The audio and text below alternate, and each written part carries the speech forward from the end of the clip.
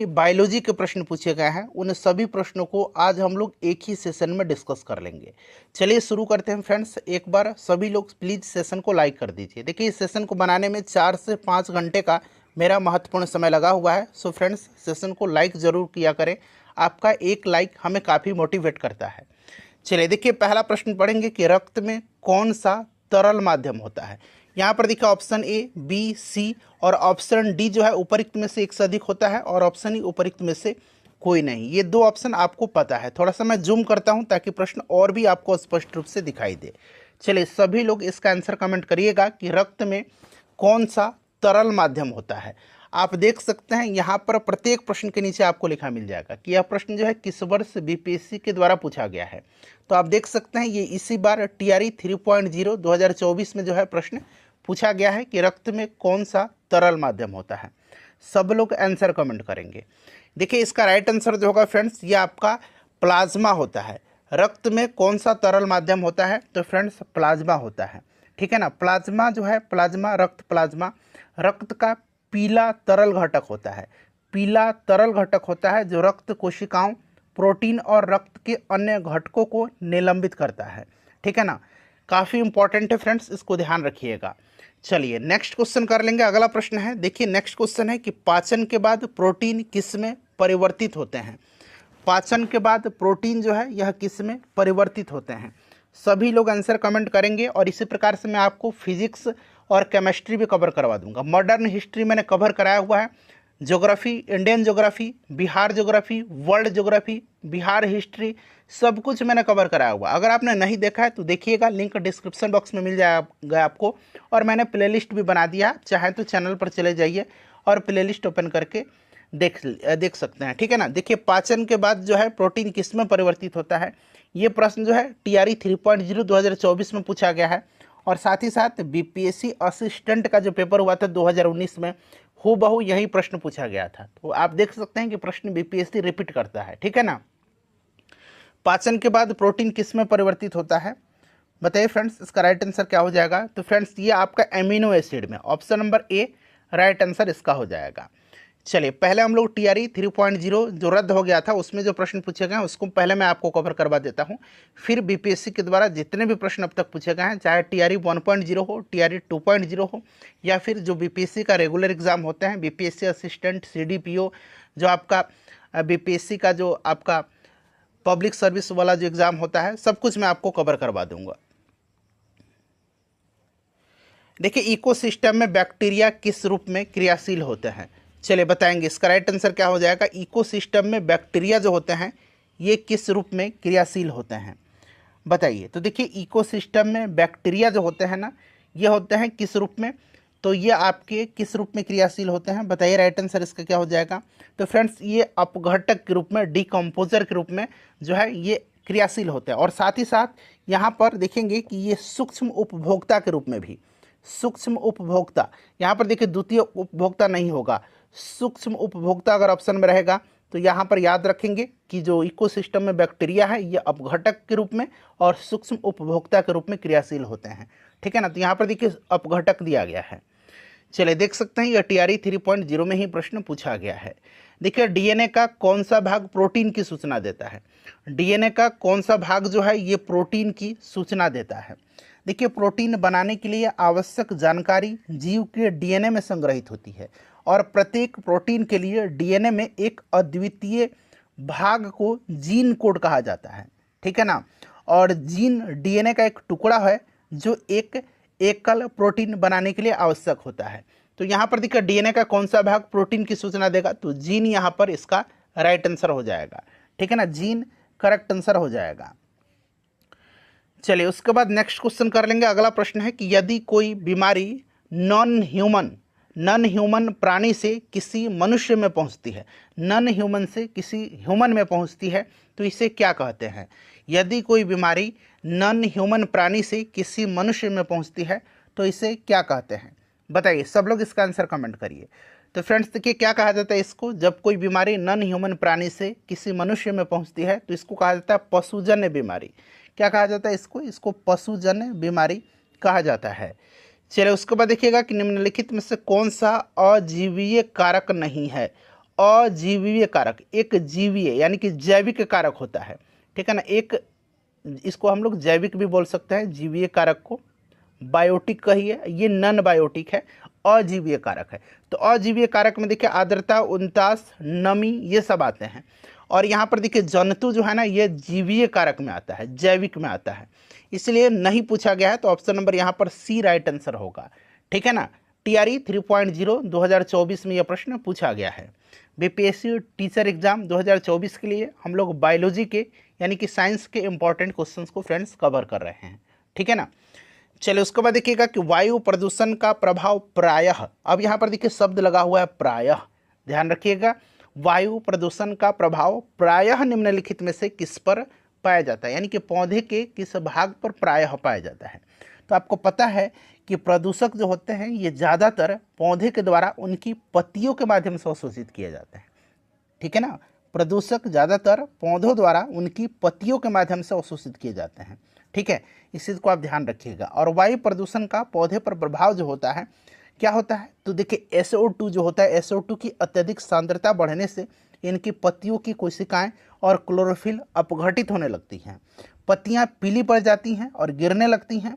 अत्यधिक प्रदूषण होने की स्थिति में पत्तियां मर जाती हैं, ठीक है, पौधे बौने रह जाते हैं तथा कायिक जनन और वृद्धि रुक जाती है। तो प्रायः जो है यहाँ पर पत्तियों पर जो पाया जाता है, वैसे तो फूलों पर भी पाया जाएगा, तनों पर भी पाया जाएगा, लेकिन प्रायः जो है पत्तियों पर पाया जाता है, ठीक है ना, जो मैंने आपको एक्सप्लेनेशन में बताया भी है।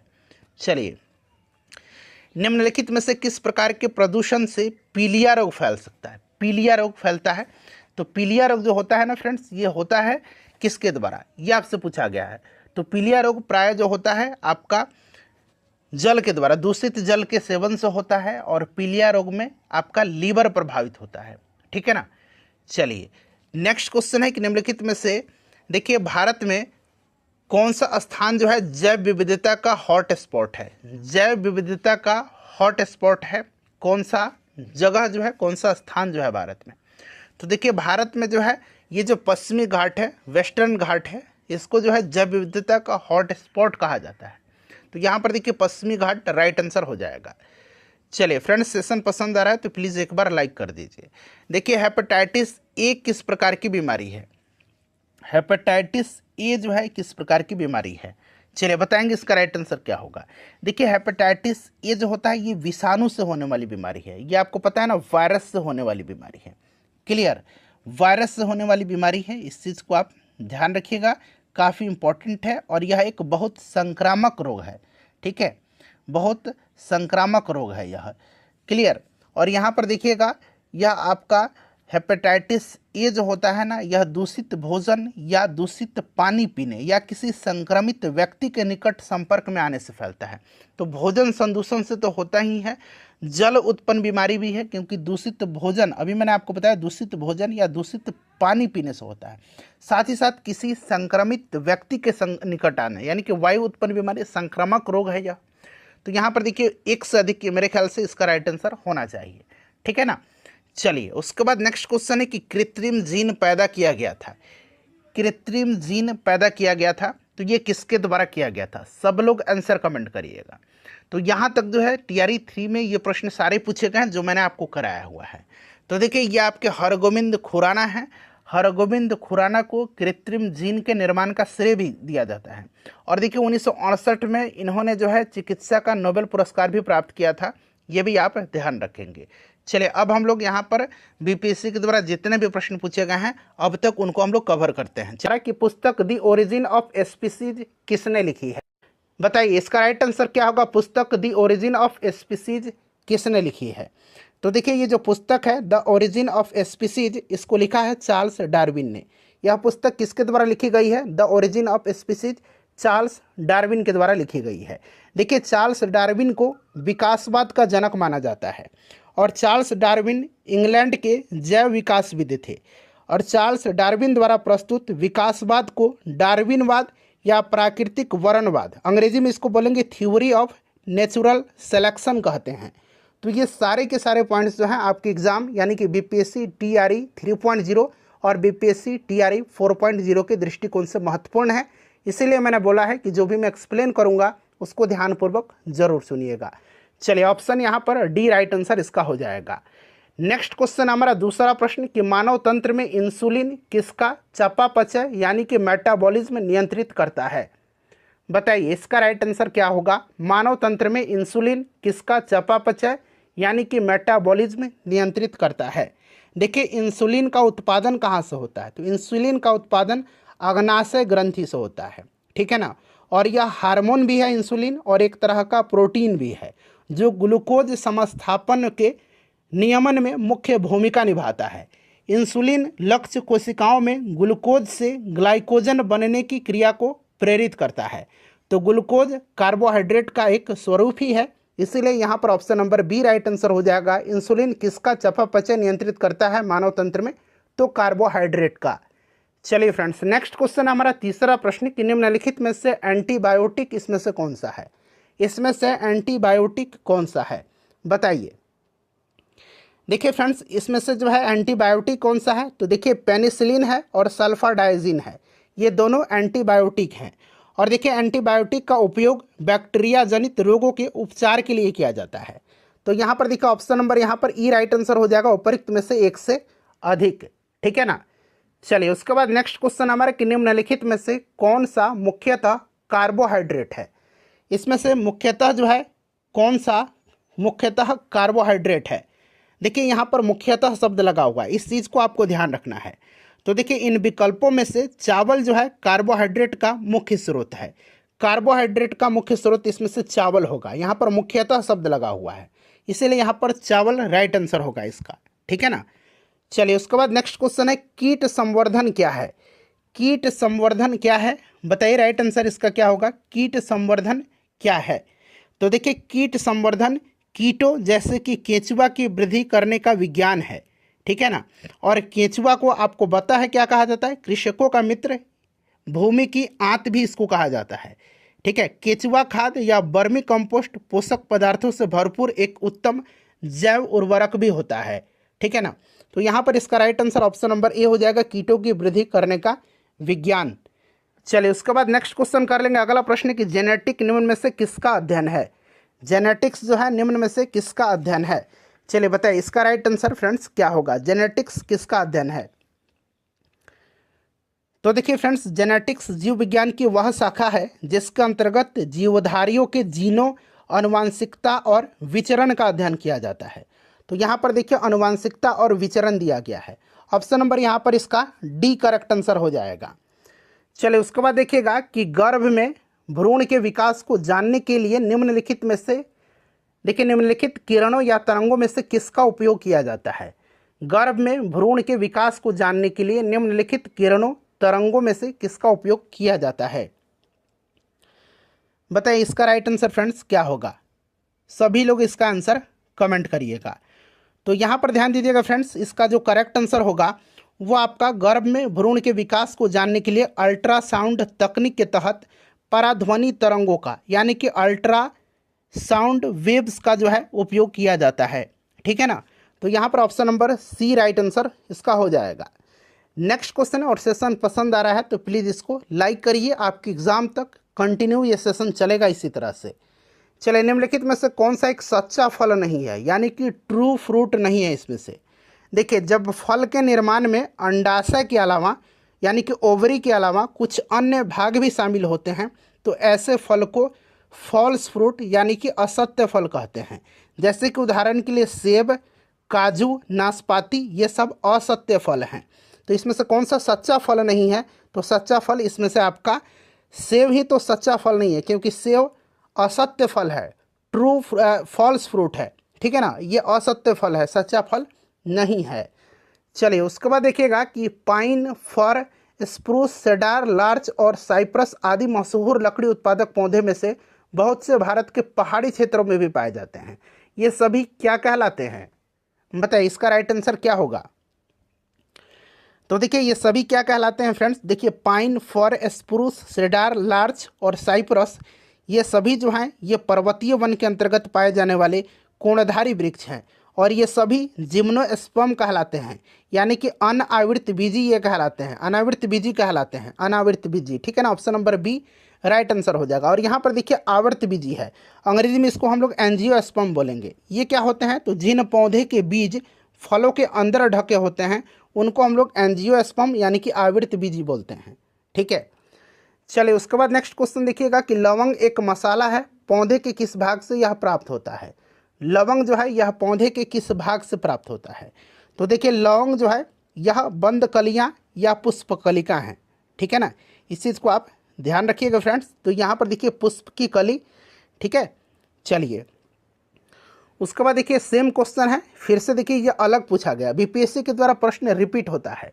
लौंग पौधे के निम्नलिखित में से किस भाग से प्राप्त होता है। तो अभी मैंने बताया था आपको, क्या मैंने बताया था, पुष्पकलिका। तो यहाँ पर देखिए शुष्क पुष्पकली दिया गया है, option number D right answer इसका होगा। देखिए अदरक तना है जड़ नहीं, क्योंकि ये प्रश्न 2-3 बार बीपीएससी ने पूछ लिया, ये टीचर भर्ती परीक्षा में भी ऑलरेडी पूछा जा चुका है। तो देखिए यहाँ पर कि अदरक तना है जड़ नहीं, क्योंकि इसमें नोड और इंटरनोड पाए जाते हैं। नोड्स और इंटरनोड्स का उपस्थिति होना तने का विशेष लक्षण होता है। चूँकि अदरक में ये संरचनाएं पाई जाती हैं, अतः यह कहा जा सकता है कि अदरक क्या है, एक तना है जड़ नहीं है। ठीक है ना, तो क्योंकि इसमें नोड और इंटरनोड होते हैं। चलो उसके बाद देखिएगा कि परागन की सुपरिभाषा है, परागन की सुपरिभाषा है, बताइए।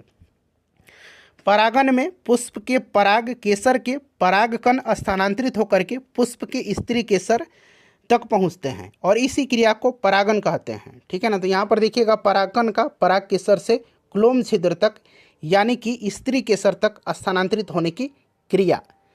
चलिए उसके बाद देखिएगा कि पादप कली है, पादप कली है तो वनस्पति विज्ञान में किसी अविकसित प्ररोह, ठीक है ना, अविकसित प्ररोह याद रखिएगा, अविकसित प्ररोह यानी कि अंग्रेजी में इसको क्या बोलेंगे, एम्ब्रियोनिक सूट। ठीक है ना, एम्ब्रियोनिक सूट याद रखिएगा, एम्ब्रियोनिक सूट, क्लियर ना। तो आपका एम्ब्रियोनिक सूट को कली या कलिका कहते हैं और यह किसी पत्ती के जो कक्ष है, एक्सिल है, उस पर या तने के अंतिम छोर पर उत्पन्न होती है। तो यहाँ पर option number A right answer इसका हो जाएगा। ठीक है फ्रेंड्स, चलिए आगे बढ़ेंगे। देखिए पौधे जो नमक युक्त मिट्टी में उगते हैं क्या कहलाते हैं, नमक युक्त मिट्टी में, बताइए राइट आंसर इसका क्या होगा। तो फ्रेंड्स नमक युक्त मिट्टी में जो पौधे उगते हैं उनको हम लोग हेलोफाइट बोलते हैं और ये जो जीरोफाइट है, जीरोफाइट प्लांट्स, ये पाए जाते हैं डेजर्ट एरिया में। ठीक है, चलिए देखिए लवणता युक्त वातावरण प्रेमी पौधों को क्या कहते हैं, लवणता युक्त, राइट आंसर इसका क्या होगा फ्रेंड्स, इनको कहा जाता है लवण मृदुभिद कहा जाता है। यहाँ पर देखिए option number D right answer हो जाएगा।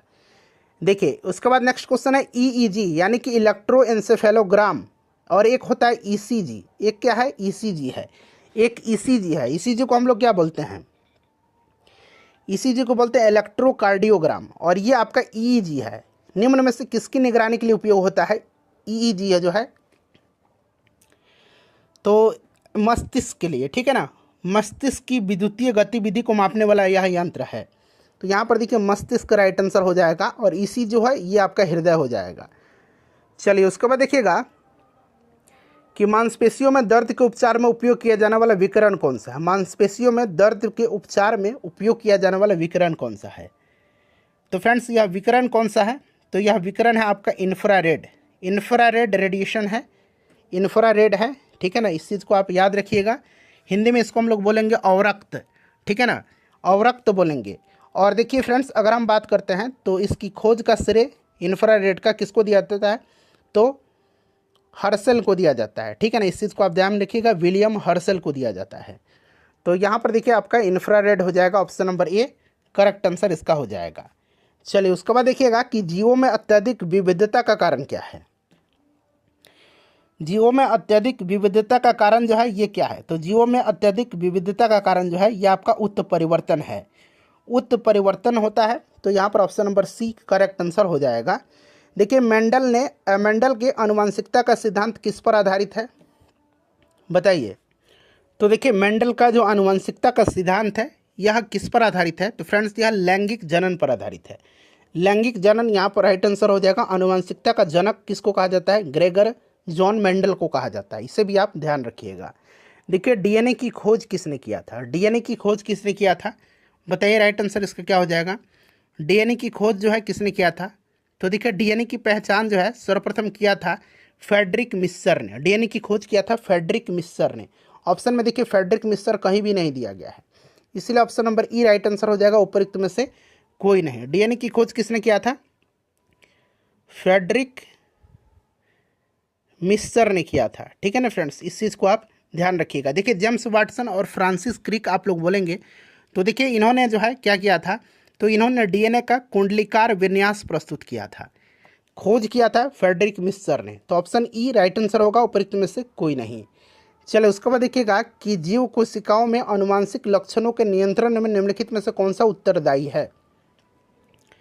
जीव कोशिकाओं में आनुवांशिक लक्षणों के नियंत्रण में निम्नलिखित में से कौन सा उत्तरदायी है। तो देखिए ये जो उत्तरदायी है फ्रेंड्स, ये आपका डीएनए होता है। क्या होता है, डीएनए होता है। ठीक है ना।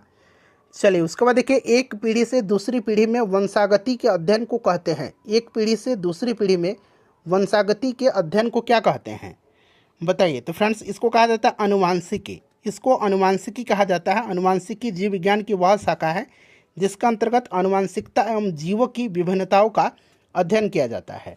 ठीक है ना, इस चीज़ को आप ध्यान रखिएगा। तो अनुवांशिकी राइट आंसर होगा। देखिए यकृत एवं मांसपेशियों में ऊर्जा जमा होती है। यकृत और मांसपेशियों में ऊर्जा जो है ये किसके रूप में जमा होती है, बताइए। तो फ्रेंड्स ये ग्लाइकोजन के रूप में जमा होती है। किसके रूप में, ग्लाइकोजन के रूप में ये जमा होते हैं। ठीक है। चलिए बहुत इंपॉर्टेंट क्वेश्चन है। निम्न में से कौन सा कोशिका घटक कोशिका में दाखिल होने वाले जीवाणुओं को नष्ट करता है, बताइए। करेक्ट आंसर इसका क्या हो जाएगा। निम्न में से कौन सा कोशिका घटक कोशिका में दाखिल होने वाले जीवाणुओं को नष्ट करता है। तो फ्रेंड्स ये लाइजोजोम करता है। लाइजोजोम करता है। ठीक है ना। लाइजोजोम की खोज डी ड्यूबे ने किया था और यह झिल्ली से घिरी एक संरचना होती है जिसमें पाचक एंजाइम पाए जाते हैं और इसमें जीवाणु तथा विषाणु प्रवेश करते ही नष्ट हो जाते हैं। इसे आत्मघाती थैली भी कहा जाता है कोशिका का। ठीक है ना। कोशिका का क्या कहा जाता है, आत्महत्या की थैली भी इसको कहा जाता है। अच्छा, राइबोसोम को प्रोटीन फैक्ट्री कहा जाता है। माइटोकॉन्ड्रिया को कोशिका का पावर हाउस कहा जाता है। चलिए उसके बाद देखिएगा कि शरीर में लौह की कमी होने से क्या होता है। लोहे की कमी से कौन सा रोग होगा, ये आपको भी पता है फ्रेंड्स। यह आपका होता है एनीमिया, यानी कि रक्त अल्पता। ठीक है ना। एनीमिया होगा, रक्त अल्पता होगा। क्लियर। चलिए मानव शरीर का सामान्य तापमान होता है। मानव शरीर का सामान्य तापमान जो होता है, अगर हम आपका सेंटीग्रेड में बात करते हैं तो लगभग 37 डिग्री सेंटीग्रेड होता है और फ़ारेनहाइट पर 98.6 डिग्री फ़ारेनहाइट लगभग होगा। ठीक है। चलिए इनमें से कौन सी ग्रंथि को मानव शरीर की तीसरी आँख कहा जाता है। मानव शरीर की तीसरी आँख किसको कहा जाता है। तो फ्रेंड्स देखिए ये कहा जाता है पीनियल ग्लैंड को। पीनियल ग्रंथि को कहा जाता है मानव शरीर के मस्तिष्क में स्थित अत्यंत छोटी ग्रंथि है पीनियल ग्लैंड। ठीक है। और इसी को तीसरा आँख कहा जाता है। यह एक अंतःस्रावी ग्रंथि है। ठीक है ना, यानी कि इंडोक्राइन ग्लैंड है जो मस्तिष्क के केंद्र के निकट एपिथैलेमस में यह अवस्थित होती है। और इसके अन्य नाम भी हैं जैसे कि कोनेरियम और एपीफाइसिस भी इसको कहा जाता है। यह मेलाटोनिन नामक हार्मोन स्रावित करता है जो कि शरीर की जैविक घड़ी के विनियमन में मुख्य भूमिका निभाता है। क्लियर। और यह जो आपका पीनियल ग्लैंड है यह मानव शरीर की सबसे छोटी अंतःस्रावी ग्रंथि है। तो इतने सारे पॉइंट्स मैंने आपको बताया है। पिट्यूटरी को कहा जाता है मास्टर ग्रंथि। ठीक है ना, इसको भी मास्टर ग्रंथि के नाम से जाना जाता है, ये भी आप ध्यान रखिएगा। देखिए कंकाल के वे हिस्से जो हड्डियों की तरह सख्त नहीं होते हैं और मोड़े जा सकते हैं, वे क्या हैं, बताइए। राइट आंसर इसका क्या हो जाएगा। इसका करेक्ट आंसर फ्रेंड्स क्या होगा, आंसर कमेंट करिए सभी लोग। तो फ्रेंड्स इनको हम लोग बोलेंगे उपास्थि। हिंदी में इसको हम क्या बोलते हैं, इसको हम लोग उपास्थि बोलते हैं। अंग्रेजी में इसको हम लोग कार्टिलेज बोलेंगे। ठीक है ना। चलिए अस्थि, उपास्थि और जो ब्लड होता है ये संयोजी उत्तक के उदाहरण होते हैं। क्लियर। उपास्थि संयोजी उत्तक है, कनेक्टिंग टिश्यू है, इसे भी आप ध्यान रखिएगा। देखिए लाइकेन में एक क्लोरोफिल युक्त पार्टनर एक साथ रहते हैं, बताइए क्या है। सही आंसर कमेंट करके बताइए। तो लाइकेन में एक क्लोरोफिल युक्त पार्टनर शैवाल और कवक जो होते हैं एक साथ रहते हैं। ठीक है ना, शैवाल और कवक रहते हैं। तो यहाँ पर देखिए शैवाल और कवक राइट आंसर हो जाएगा। देखिए मादा एनेफिलीज को मादा क्यूलेक्स से अलग किया जा सकता है क्योंकि यह बैठती है, बताइए। तो राइट आंसर यहाँ होगा अध अस्तर के साथ एक कोण पर, ठीक है ना। यहाँ पर राइट आंसर क्या हो जाएगा, option number B correct answer इसका होगा, ठीक है फ्रेंड्स, इसको आप ध्यान रखिएगा। चलिए उसके बाद हम लोग नेक्स्ट क्वेश्चन कर लेंगे। अगला प्रश्न है हमारा कि शरीर की जो प्रतिरोधक क्षमता से जुड़ा सबसे महत्वपूर्ण कोशिका प्रकार है वो कौन सा है, बताइए। शरीर की प्रतिरोधक क्षमता से जुड़ा सबसे महत्वपूर्ण कोशिका प्रकार कौन सा है, राइट आंसर इसका क्या होगा। तो फ्रेंड्स ये आपका लिम्फोसाइट होगा। लिम्फोसाइट शरीर की प्रतिरोधक क्षमता से जुड़ा सबसे महत्वपूर्ण कोशिका प्रकार है। लिम्फोसाइट अस्थि मज्जा में बनती है और रक्त एवं लसिका ऊतक में यह पाई जाती है। दो मुख्य प्रकार के लिम्फोसाइट होते हैं, एक लिम्फोसाइट बी होता है और एक लिम्फोसाइट टी होता है। लिम्फोसाइट बी और लिम्फोसाइट टी होता है, ठीक है, इस चीज़ को आप याद रखिएगा। लिम्फोसाइट बी एंटीबॉडी बनाता है और लिम्फोसाइट टी जो है यह ट्यूमर कोशिकाओं को मारने में मदद करता है। लिम्फोसाइट एक प्रकार का श्वेत रक्त कोशिका ही है, इसे भी आप ध्यान रखिएगा। चलिए उसके बाद देखिएगा कि मानव शरीर की मांसपेशियों के बारे में निम्नलिखित में से कौन सा कथन यहाँ पर गलत दिया गया है, कौन सा कथन यहाँ पर गलत दिया गया है, बताइए। देखिए मांसपेशी एक व्यक्ति को चलने, बोलने, खाने इत्यादि काम में सहायता देती है। ये दिल की धड़कन, श्वसन और पाचन को भी नियंत्रित करती है। तापमान विनियमन और दृष्टि सहित कई अन्य कार्य भी पेशीय प्रणाली पर निर्भर करता है। मांसपेशियां जोड़ी में कार्य करती हैं और सिकुड़ने पर छोटी, सख्त और मोटी भी हो जाती हैं, और यह केवल हड्डी को धक्का दे सकती है। ये जो है गलत दिया गया है यहाँ पर, केवल हड्डी ही नहीं और भी मैंने आपको बहुत सारे कार्य इसके बताए हुए हैं। बाकी देखिए यहाँ पर बाकी सही है, मैंने जो भी बताया जोड़े में कार्य करती है, सिकुड़ने पर छोटी, सख्त और मोटी हो जाती है, तो ये तो है ही आपका। चलो उसके बाद देखिएगा कि ल्यूकेमिया कई प्रकार के कैंसर का एक नाम है जो अस्थि मज्जा में उत्पन्न होता है और बहुत संख्या में असामान्य रक्त कणिकाओं का बनना शुरू करता है। यह रक्त कणिका कौन सा है, ल्यूकेमिया, बताइए राइट आंसर क्या होगा इसका। तो देखिए फ्रेंड्स इसमें रुधिर में श्वेत रक्त कणिका यानी कि WBC की संख्या असामान्य रूप से बढ़ जाती है, तो यहाँ पर राइट आंसर WBC हो जाएगा, श्वेत रक्त कणिका, ठीक है ना। चलिए उसके बाद नेक्स्ट क्वेश्चन है हमारा कि मानव शरीर के किस अंग में उपकला कोशिका पाई जाती है। देखिए BPSC TRE 3.0 में जितने भी हिस्ट्री के प्रश्न पूछे गए थे, बिहार स्पेशल के पूछे गए थे, उन सबको मैंने अलग अलग सेशन में कवर कराया हुआ है, देखिए लिंक डिस्क्रिप्शन बॉक्स में आपको मिलेगा। बताइए उपकला कोशिका पाई जाती हैं, राइट आंसर इसका क्या होगा। देखिए उपकला कोशिका यानी कि यहाँ पर देखिएगा उपकरण ऊतक यानी कि एपिथेलियल टिश्यू जिसको कहते हैं, एक महीन और चिकनी झिल्ली होती है जो शरीर के भीतरी समस्त अंगों के बाह्य पृष्ठों को आच्छादित किए हुए है। उपकला ऊतक शरीर के विभिन्न अंग जैसे कि जीभ, वृक्कनली, लार ग्रंथि, स्वेद ग्रंथि, अग्नाशय, फेफड़ा, नाक, आँख, कान में पाया जाता है। तो यहाँ पर देखिए फेफड़ा, नाक, अग्नाशय इन सब में पाया जाता है, तो एक से अधिक यहाँ पर राइट आंसर इसका हो जाएगा, ठीक है। चलिए देखिए आंत ज्वर मानव शरीर के किस अंग को प्रभावित करता है। आंत ज्वर जो है यह किसको प्रभावित करता है, तो फ्रेंड्स यह प्रभावित करता है किसको, तो आंत को ही यह प्रभावित करता है, ठीक है ना। तो यहाँ पर राइट आंसर आंत करेक्ट आंसर हो जाएगा, ठीक है। टाइफाइड और हैजा भी आंत को प्रभावित करता है। TB, प्लेग, निमोनिया ये सब फेफड़ा को प्रभावित करते हैं, ठीक है ना। टिटेनस जो है, कोढ़ जो है ये तंत्रिका तंत्र को प्रभावित करता है, और डिफ्थीरिया और काली खांसी जो है ये श्वास नली को प्रभावित करते हैं।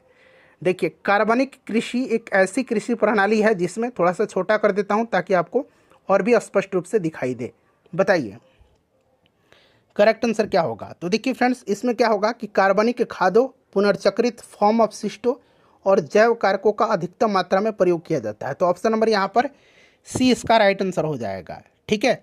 चलिए उसके बाद नेक्स्ट क्वेश्चन करेंगे कि निम्न में से कौन सी क्रिया पृथ्वी पर हो रहे कार्बन चक्र में ऑक्सीजन को बढ़ाती है।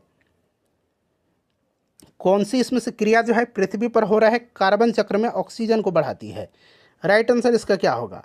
चलिए बताइएगा फ्रेंड्स इसका करेक्ट आंसर क्या होगा। तो यहाँ पर देखिए ये आपका प्रकाश संश्लेषण है। प्रकाश संश्लेषण की प्रक्रिया में कार्बन डाइऑक्साइड ग्रहण होता है और ऑक्सीजन मुक्त होती है। पृथ्वी पर कार्बन चक्र में प्रकाश संश्लेषण की क्रिया ऑक्सीजन को बढ़ाती है। तो यहाँ पर देखिए प्रकाश संश्लेषण हो जाएगा।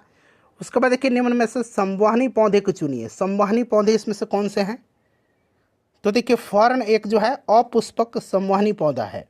संवहनी पौधा उन पौधे को कहते हैं हम लोग जिनमें जल और खनिज को भूमि से पादप के विभिन्न अंगों तक ले जाने के लिए जो है लिग्निफाइड टिश्यू पाए जाते हैं, उन्हीं को कहा जाता है। तो इसमें से अगर हम बात करते हैं तो देखिए फर्न आपका संवहनी पौधा है, क्योंकि इसमें जो है लिग्निफाइड टिश्यू पाया जाता है। चलिए उसके बाद नेक्स्ट क्वेश्चन है कि स्पाइरोगाइरा जो है निम्नलिखित में से शैवाल में से किसका एक उदाहरण है। स्पाइरोगाइरा निम्नलिखित शैवाल में से किसका एक उदाहरण है। स्पाइरोगाइरा जो है फ्रेंड्स यह एक प्रकार का हरा शैवाल है, ठीक है ना। इसमें क्लोरोफिल पाया जाता है और यह प्रकाश संश्लेषण की क्रिया के द्वारा स्वयं अपना भोजन तैयार करता है। क्लियर, तो यह हरा शैवाल हरित शैवाल हो जाएगा। चलिए उसके बाद नेक्स्ट क्वेश्चन हमारे कि निम्नलिखित में से शैवाल का एक उदाहरण इसमें से कौन सा है। इसमें से देखिए शैवाल का उदाहरण कौन सा है, तो ये डाइटम है। डाइटम जो है एकल कोशिका वाला शैवाल है, ठीक है। इस चीज़ को आप याद रखिएगा, ये कांच से बने घरों में पाए जाते हैं, ठीक है। तो यहाँ पर देखिए डाइटम हो जाएगा। उसके बाद देखिएगा कि निम्नलिखित में से कौन सा प्राणी जगत का सबसे बड़ा संघ है। सबसे बड़ा संघ कौन सा है फ्रेंड्स, तो सबसे बड़ा संघ जो है ये ऑर्थ्रोपोडा है। ऑर्थ्रोपोडा होगा, option number A right answer हो जाएगा। और देखिए ऑर्थ्रोपोडा में आपका कौन कौन सा आता है, झींगा, केकड़ा, ये सब आता है, ठीक है ना। चलिए उसके बाद देखिएगा कि निम्नलिखित में से जैविक उर्वरक का सही उदाहरण इसमें से कौन सा है। जैविक उर्वरक का सही उदाहरण कौन सा है बताइए। तो देखिए फ्रेंड्स इसमें से एक माइकोरिजल फंगी है और एक ब्लू ग्रीन शैवाल है, ये जैविक उर्वरक उदाहरण है, ठीक है ना। और यहाँ पर देखिएगा तो ऑप्शन या माइकोरिजिकल फंगी और ब्लू ग्रीन शैवाल, यानी कि एक और दो राइट आंसर हो जाएगा। बैसिलस थुरिएजियंसिस जो है ये क्या है, तो एक प्रकार के यह जीवाणु है। इसका प्रयोग बीटी का कपास में प्रयोग किया जाता है, बीटी के कपास में, ठीक है ना। चलिए उसके बाद देखिएगा नेक्स्ट क्वेश्चन हमारा कि निम्नलिखित में से किस पौधे ने खाद्य सामग्री संग्रह करने के लिए अपने स्टेम को संशोधित किया है। बताइए राइट आंसर इसका क्या होगा। निम्नलिखित में से किस पौधे ने खाद्य सामग्री संग्रह करने के लिए अपने स्टेम को संशोधित किया है, तो यह आपका कौन सा है, अदरक है, ठीक है ना। अदरक राइट आंसर यहाँ पर हो जाएगा, option number A correct answer होगा। मानव शरीर में होता है, आसान सा प्रश्न है, आप सभी को पता है, मानव शरीर में होता है लगभग 70% पानी। यानी कि अगर हम बात करते हैं तो मानव शरीर में जल की मात्रा लगभग 2/3 होती है। मानव शरीर का अधिकतम भाग जल से बना है, ठीक है ना। तो यहाँ पर देखिए 70% हो जाएगा। देखिए मानव स्वास्थ्य पर ओजोन अवक्षय के क्या प्रभाव हो सकते हैं, बताइए क्या प्रभाव हो सकते हैं। तो देखिए एक तो सनबर्न होगा, मोतियाबिंद भी हो सकता है, त्वचा कैंसर होगा और त्वचा का मुरझाना होगा, यानी कि सभी यहाँ पर राइट आंसर हो जाएगा, ठीक है ना। इस चीज़ को आप याद रखिएगा। ओजोन अपक्षय से सूर्य की हानिकारक पराबैंगनी किरणें सीधे जो है पृथ्वी से टकराती हैं, जिसके कारण कई प्रकार की समस्याएं होती हैं, जिनमें से ये सारी समस्याएं हैं। चलिए उसके बाद देखिएगा कि कुरकुमा लौंगा निम्नलिखित मसाले के किसका वैज्ञानिक नाम है। कुरकुमा लौंगा जो है ये किसका है फ्रेंड्स, ये हल्दी का है। यहाँ लौंगा देख के आप लौंग मत लगाइएगा, गलत होगा, हल्दी इसका राइट आंसर होगा, ठीक है ना। कुरकुमा लौंगा ये हल्दी का वैज्ञानिक नाम है। अच्छा यहाँ पर देखिए जीरा का वैज्ञानिक नाम अगर पूछा जाए तो जीरा का वैज्ञानिक नाम क्या होगा, क्यूमिनम, क्यूमिनम साइमिनम, ठीक है ना, क्यूमिनम साइमिनन होगा। लवंग का क्या होगा, तो लौंग का होगा, लौंग का क्या होगा, सीजिगियम एरोमेटिकम, लौंग का होगा सीजिगियम एरोमेटिकम, ठीक है ना। चलिए उसके बाद देखिएगा कि वयस्क मानव की हाथों और पैरों की हड्डियों की संख्या मानव की सभी हड्डियों की संख्या के लगभग कितना प्रतिशत होती है, बताइए, सोच समझ करके आंसर दीजिए। इसका करेक्ट आंसर इसका क्या होगा। तो आपको पता है फ्रेंड्स कि मानव शरीर में 206 हड्डी होती हैं और प्रत्येक हाथ में कुल 27 और प्रत्येक पैर में कुल 26 हड्डी होती है। इस प्रकार हाथों और पैरों की हड्डी की कुल संख्या 106 होती है, जो कि सभी हड्डियों का लगभग 50% है, क्योंकि 206 का, तो यहाँ पर 50% लगभग में पूछा जा रहा है। पेलाग्रा निम्नलिखित में से किस विटामिन की कमी के कारण होता है। पेलाग्रा जो होता है यह किसके कारण होता है, विटामिन B3 की कमी से होता है, ठीक है ना। पेलाग्रा रोग में क्या होता है, दस्त होता है, त्वचा रोग, भ्रम होने की स्थिति, ये सब होता है। क्लियर, तो यहाँ पर राइट आंसर आपका हो जाएगा विटामिन B3। विटामिन ए की कमी से कौन सा रोग होता है, रतौंधी होता है, जीरोप्लेथैलेमिया होता है। विटामिन डी की कमी से रिकेट्स होता है। विटामिन B1 की कमी से बेरी होता है। चलिए उसके बाद देखिएगा कि कोबालामिन निम्नलिखित में से किस विटामिन का वैज्ञानिक नाम है। साइनोकोबालामिन आपको पता है यह किसका वैज्ञानिक नाम है, रासायनिक नाम है तो फ्रेंड्स यह विटामिन B12 का है और इसमें कोबाल्ट पाया जाता है, इस चीज़ को आप ध्यान रखेंगे। चलिए उसके बाद देखिए विटामिन जो रक्त के थक्के बनाने में प्रभावी होता है, कौन सा विटामिन है? विटामिन पूछा गया है, बताइए। तो फ्रेंड्स ये विटामिन के है। विटामिन के की कमी से क्या होता है, शरीर में खून का थक्का जो है धीरे धीरे बनने की बीमारी होती है। तो ये आपका विटामिन के यहाँ पर राइट आंसर होगा। चलिए उसके बाद देखिए निम्नलिखित में से कौन सा विटामिन प्रतिस्कंदक विषों के प्रतिविष प्रतिकारक के रूप में प्रयोग किया जाता है? बताइए राइट आंसर इसका क्या होगा। तो फ्रेंड्स इसका भी करेक्ट आंसर आपका विटामिन के ही होगा, option number D right answer इसका होगा। चलिए निम्नलिखित में से किस विटामिन को ऑर्गो कैल्सीफेरॉल कहते हैं? फ्रेंड्स 200 से अधिक प्रश्न है, लगभग 250 प्रश्न है, इसलिए सेशन हम लोग थोड़ा जल्दी जल्दी कवर करेंगे, अन्यथा सेशन बहुत ही लंबा हो जाएगा। बताइए कौन सा विटामिन जो है इसमें से ऑर्गो कैल्सीफेरॉल कहलाता है? बताइए राइट आंसर इसका क्या होगा। तो देखिए यहाँ पर ऑर्गो कैल्सीफेरॉल कहा जाता है विटामिन D2 को कहा जाता है। किसको कहा जाता है? विटामिन D2 को कहा जाता है ऑर्गो कैल्सीफेरॉल। ठीक है, ऑर्गो कैल्सीफेरॉल विटामिन D2 को कहा जाता है। और विटामिन D3 को क्या कहा जाता है? विटामिन D3 को कहा जाता है कोली कैल्सीफेरॉल। कोली और बाकी यहाँ पर देखिए कैल्सीफेरॉल, इसको कोली कैल्सीफेरॉल कहा जाता है विटामिन D3 को, और ऑर्गो कैल्सीफेरॉल विटामिन D2 को कहा जाता है। चलिए उसके बाद देखिएगा कि मानव शरीर में विटामिन ए भंडारित होता है, बताइए। तो विटामिन ए जो होता है भंडारित, यह लिवर में होता है, यकृत में होता है।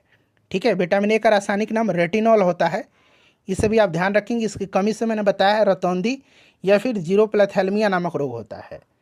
चलिए उसके बाद देखिए निम्नलिखित में से कौन सा युग्म यहाँ पर सही सुमेलित नहीं है? नहीं पूछा गया है। देखिए टोकोफेरॉल बेरी बेरी गलत दिया गया है। टोकोफेरॉल जो है ये विटामिन ई का रासायनिक नाम है, और आपको पता है कि बेरी बेरी विटामिन बी या B1 की कमी से होता है, एक ही बात है।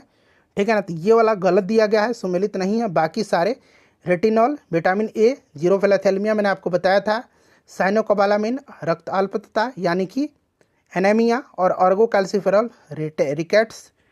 चलिए उसके बाद नेक्स्ट क्वेश्चन है निम्नलिखित में से किस युग्म में सही सुमेल नहीं है?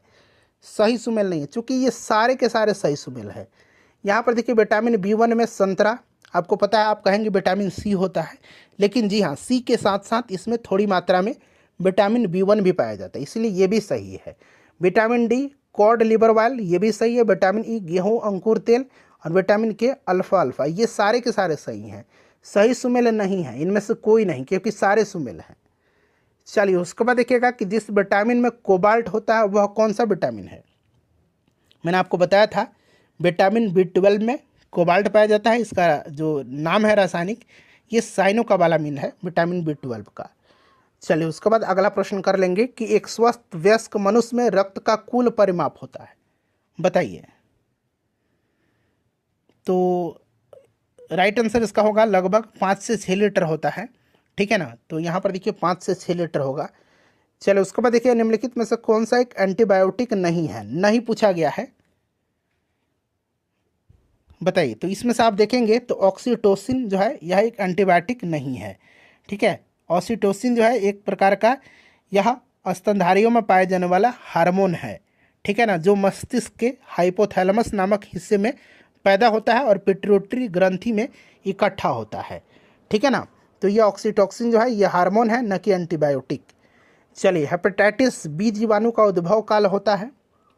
हेपेटाइटिस बी, बताइए। विषाणु, नॉट जीवाणु, विषाणु, वायरस। ठीक है ना, हेपेटाइटिस वायरस से होता है। तो इसका जो उद्भव काल होता है, इनक्यूबेशन पीरियड जो होता है, यह आपका 75 दिनों का होता है। ठीक है ना, तो यहाँ पर देखिए आपका 75 दिनों का होता है, लेकिन यह सीमा 30 से 180 दिन होती है। तो यहाँ पर देखिए 30 से 180 दिन राइट आंसर इसका हो जाएगा। चलिए उसके बाद नेक्स्ट क्वेश्चन हमारा है कि निःश्वसन के समय डायफ्राम हो जाता है। निःश्वसन के समय डायफ्राम हो जाता है, यानी कि एक्सपायरेशन के समय। तो इस समय क्या होता है? गुंबदकार हो जाता है। ठीक है ना, इस समय क्या होता है? गुंबदकार हो जाता है। क्लियर? चलिए निःश्वसन के समय डायफ्राम गुंबदकार हो जाता है। तो यहाँ पर देखिए गुंबदकार राइट आंसर होगा इसका। निम्नलिखित में से कौन सी एक गैस वातावरण प्रदूषक मानी जाती है? कौन सी गैस जो है इसमें से एक वातावरण प्रदूषक मानी जाती है? यह गैस कौन सी है फ्रेंड्स, बताएंगे राइट आंसर इसका क्या होगा, कौन सी गैस है? जल्दी से आंसर कमेंट करिए, कौन सी गैस है यह? सभी लोग आंसर कमेंट करिए, आंसर सबको कमेंट करना है, ठीक है ना? बताइए राइट आंसर क्या होगा? तो फ्रेंड्स इसमें से ये आपका सल्फर डाइऑक्साइड हो जाएगा, ठीक है ना? सल्फर डाइऑक्साइड होगा इसका राइट आंसर। चलिए नेक्स्ट क्वेश्चन कर लेंगे। अगला प्रश्न है हमारा कि निम्नलिखित में से किसका प्रयोग मच्छरों के जैविक नियंत्रण के लिए किया जाता है? जैविक नियंत्रण के लिए तो किसका उपयोग किया जाता है? गम्बूसिया मछली जो है ना, इसी का प्रयोग मच्छरों के जैविक नियंत्रण के लिए किया जाता है, ठीक है ना? गैम्बूसिया, इस चीज़ को आप ध्यान रखिएगा, गैम्बूसिया मछली है एक तरह की। देखिए विटामिन सी की कमी से होता है, विटामिन सी की कमी से स्कर्वी होता है। विटामिन सी का रासायनिक नाम ही स्कॉर्बिक एसिड होता है। चलिए उसके बाद देखिए हीमोग्लोबिन का कार्य क्या है? हीमोग्लोबिन का कार्य क्या है? तो हीमोग्लोबिन जो है ना, यह इसका कार्य ऑक्सीजन का परिवहन करना है, ठीक है ना? ऑक्सीजन का परिवहन करना है। क्लियर, इस चीज़ को आप याद रखिएगा। चलिए तो यहाँ पर देखिए ऑक्सीजन का परिवहन होता है, हीमोग्लोबिन आरबीसी में होता है। देखिए जो आपका ट्रांसफ्यूज़न है, आदान है, इसमें रक्त न केवल रक्त के प्रकार में बल्कि डैश में भी संगत होना चाहिए। तो रक्त का प्रकार तो होना ही चाहिए, साथ ही साथ जो आरएच फैक्टर होता है ना, आरएच फैक्टर, ठीक है ना, आरएच फैक्टर में भी संगत होना चाहिए। तो यहाँ पर आपका आरएच फैक्टर राइट आंसर होगा, ठीक है ना? आरएच फैक्टर, आरएच कारक यहाँ पर राइट आंसर हो जाएगा, ठीक है ना? इस चीज़ को आप याद रखिएगा। आरएच फैक्टर जो है इसकी खोज लैंडस्टीनर और विनर ने रिसस बंदर के रक्त में किया था। अच्छा, ब्लड ग्रुप की खोज किसने किया था? तो कार्ल लैंडस्टीनर ने किया था। ये सब आप पहले से भी जानते हैं। चलो उसके बाद देखिएगा कि लाल रक्त कणिका विहीन जंतु कौन सा है? ये जंतु है, यहाँ पर जंतु बना लीजिएगा, ठीक है ना? तो देखिए फ्रेंड्स इसमें से राइट आंसर जो होगा वो आपका कौन सा होगा? केंचुआ हो जाएगा। ये केंचुआ है, ठीक है ना? ये केंचुआ है, इसको आप केंचुआ बना लीजिएगा, ठीक है ना? केंचुआ यहाँ पर राइट आंसर हो जाएगा। चलिए उसके बाद देखिएगा कि इनमें से रक्तदाब का मापक यंत्र कौन सा है? रक्तदाब मापा किससे जाता है? बताइए। मनुष्य का औसतन रक्तचाप जो होता है 120/80 होता है। ये चीज़ आप पहले से भी जानते हैं, ठीक है ना? और ये मापा जाता है आपके स्फिग्मोमैनोमीटर से, ठीक है? स्फिग्मोमैनोमीटर से।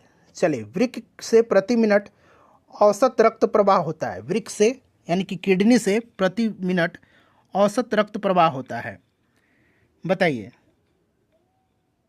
देखिए वृक्क मानव शरीर का एक महत्वपूर्ण अंग है, आप जानते हैं, और इसका मुख्य कार्य रक्त की शुद्धि के साथ शरीर से विषाक्त पदार्थों को मूत्र के माध्यम से बाहर निकालना है।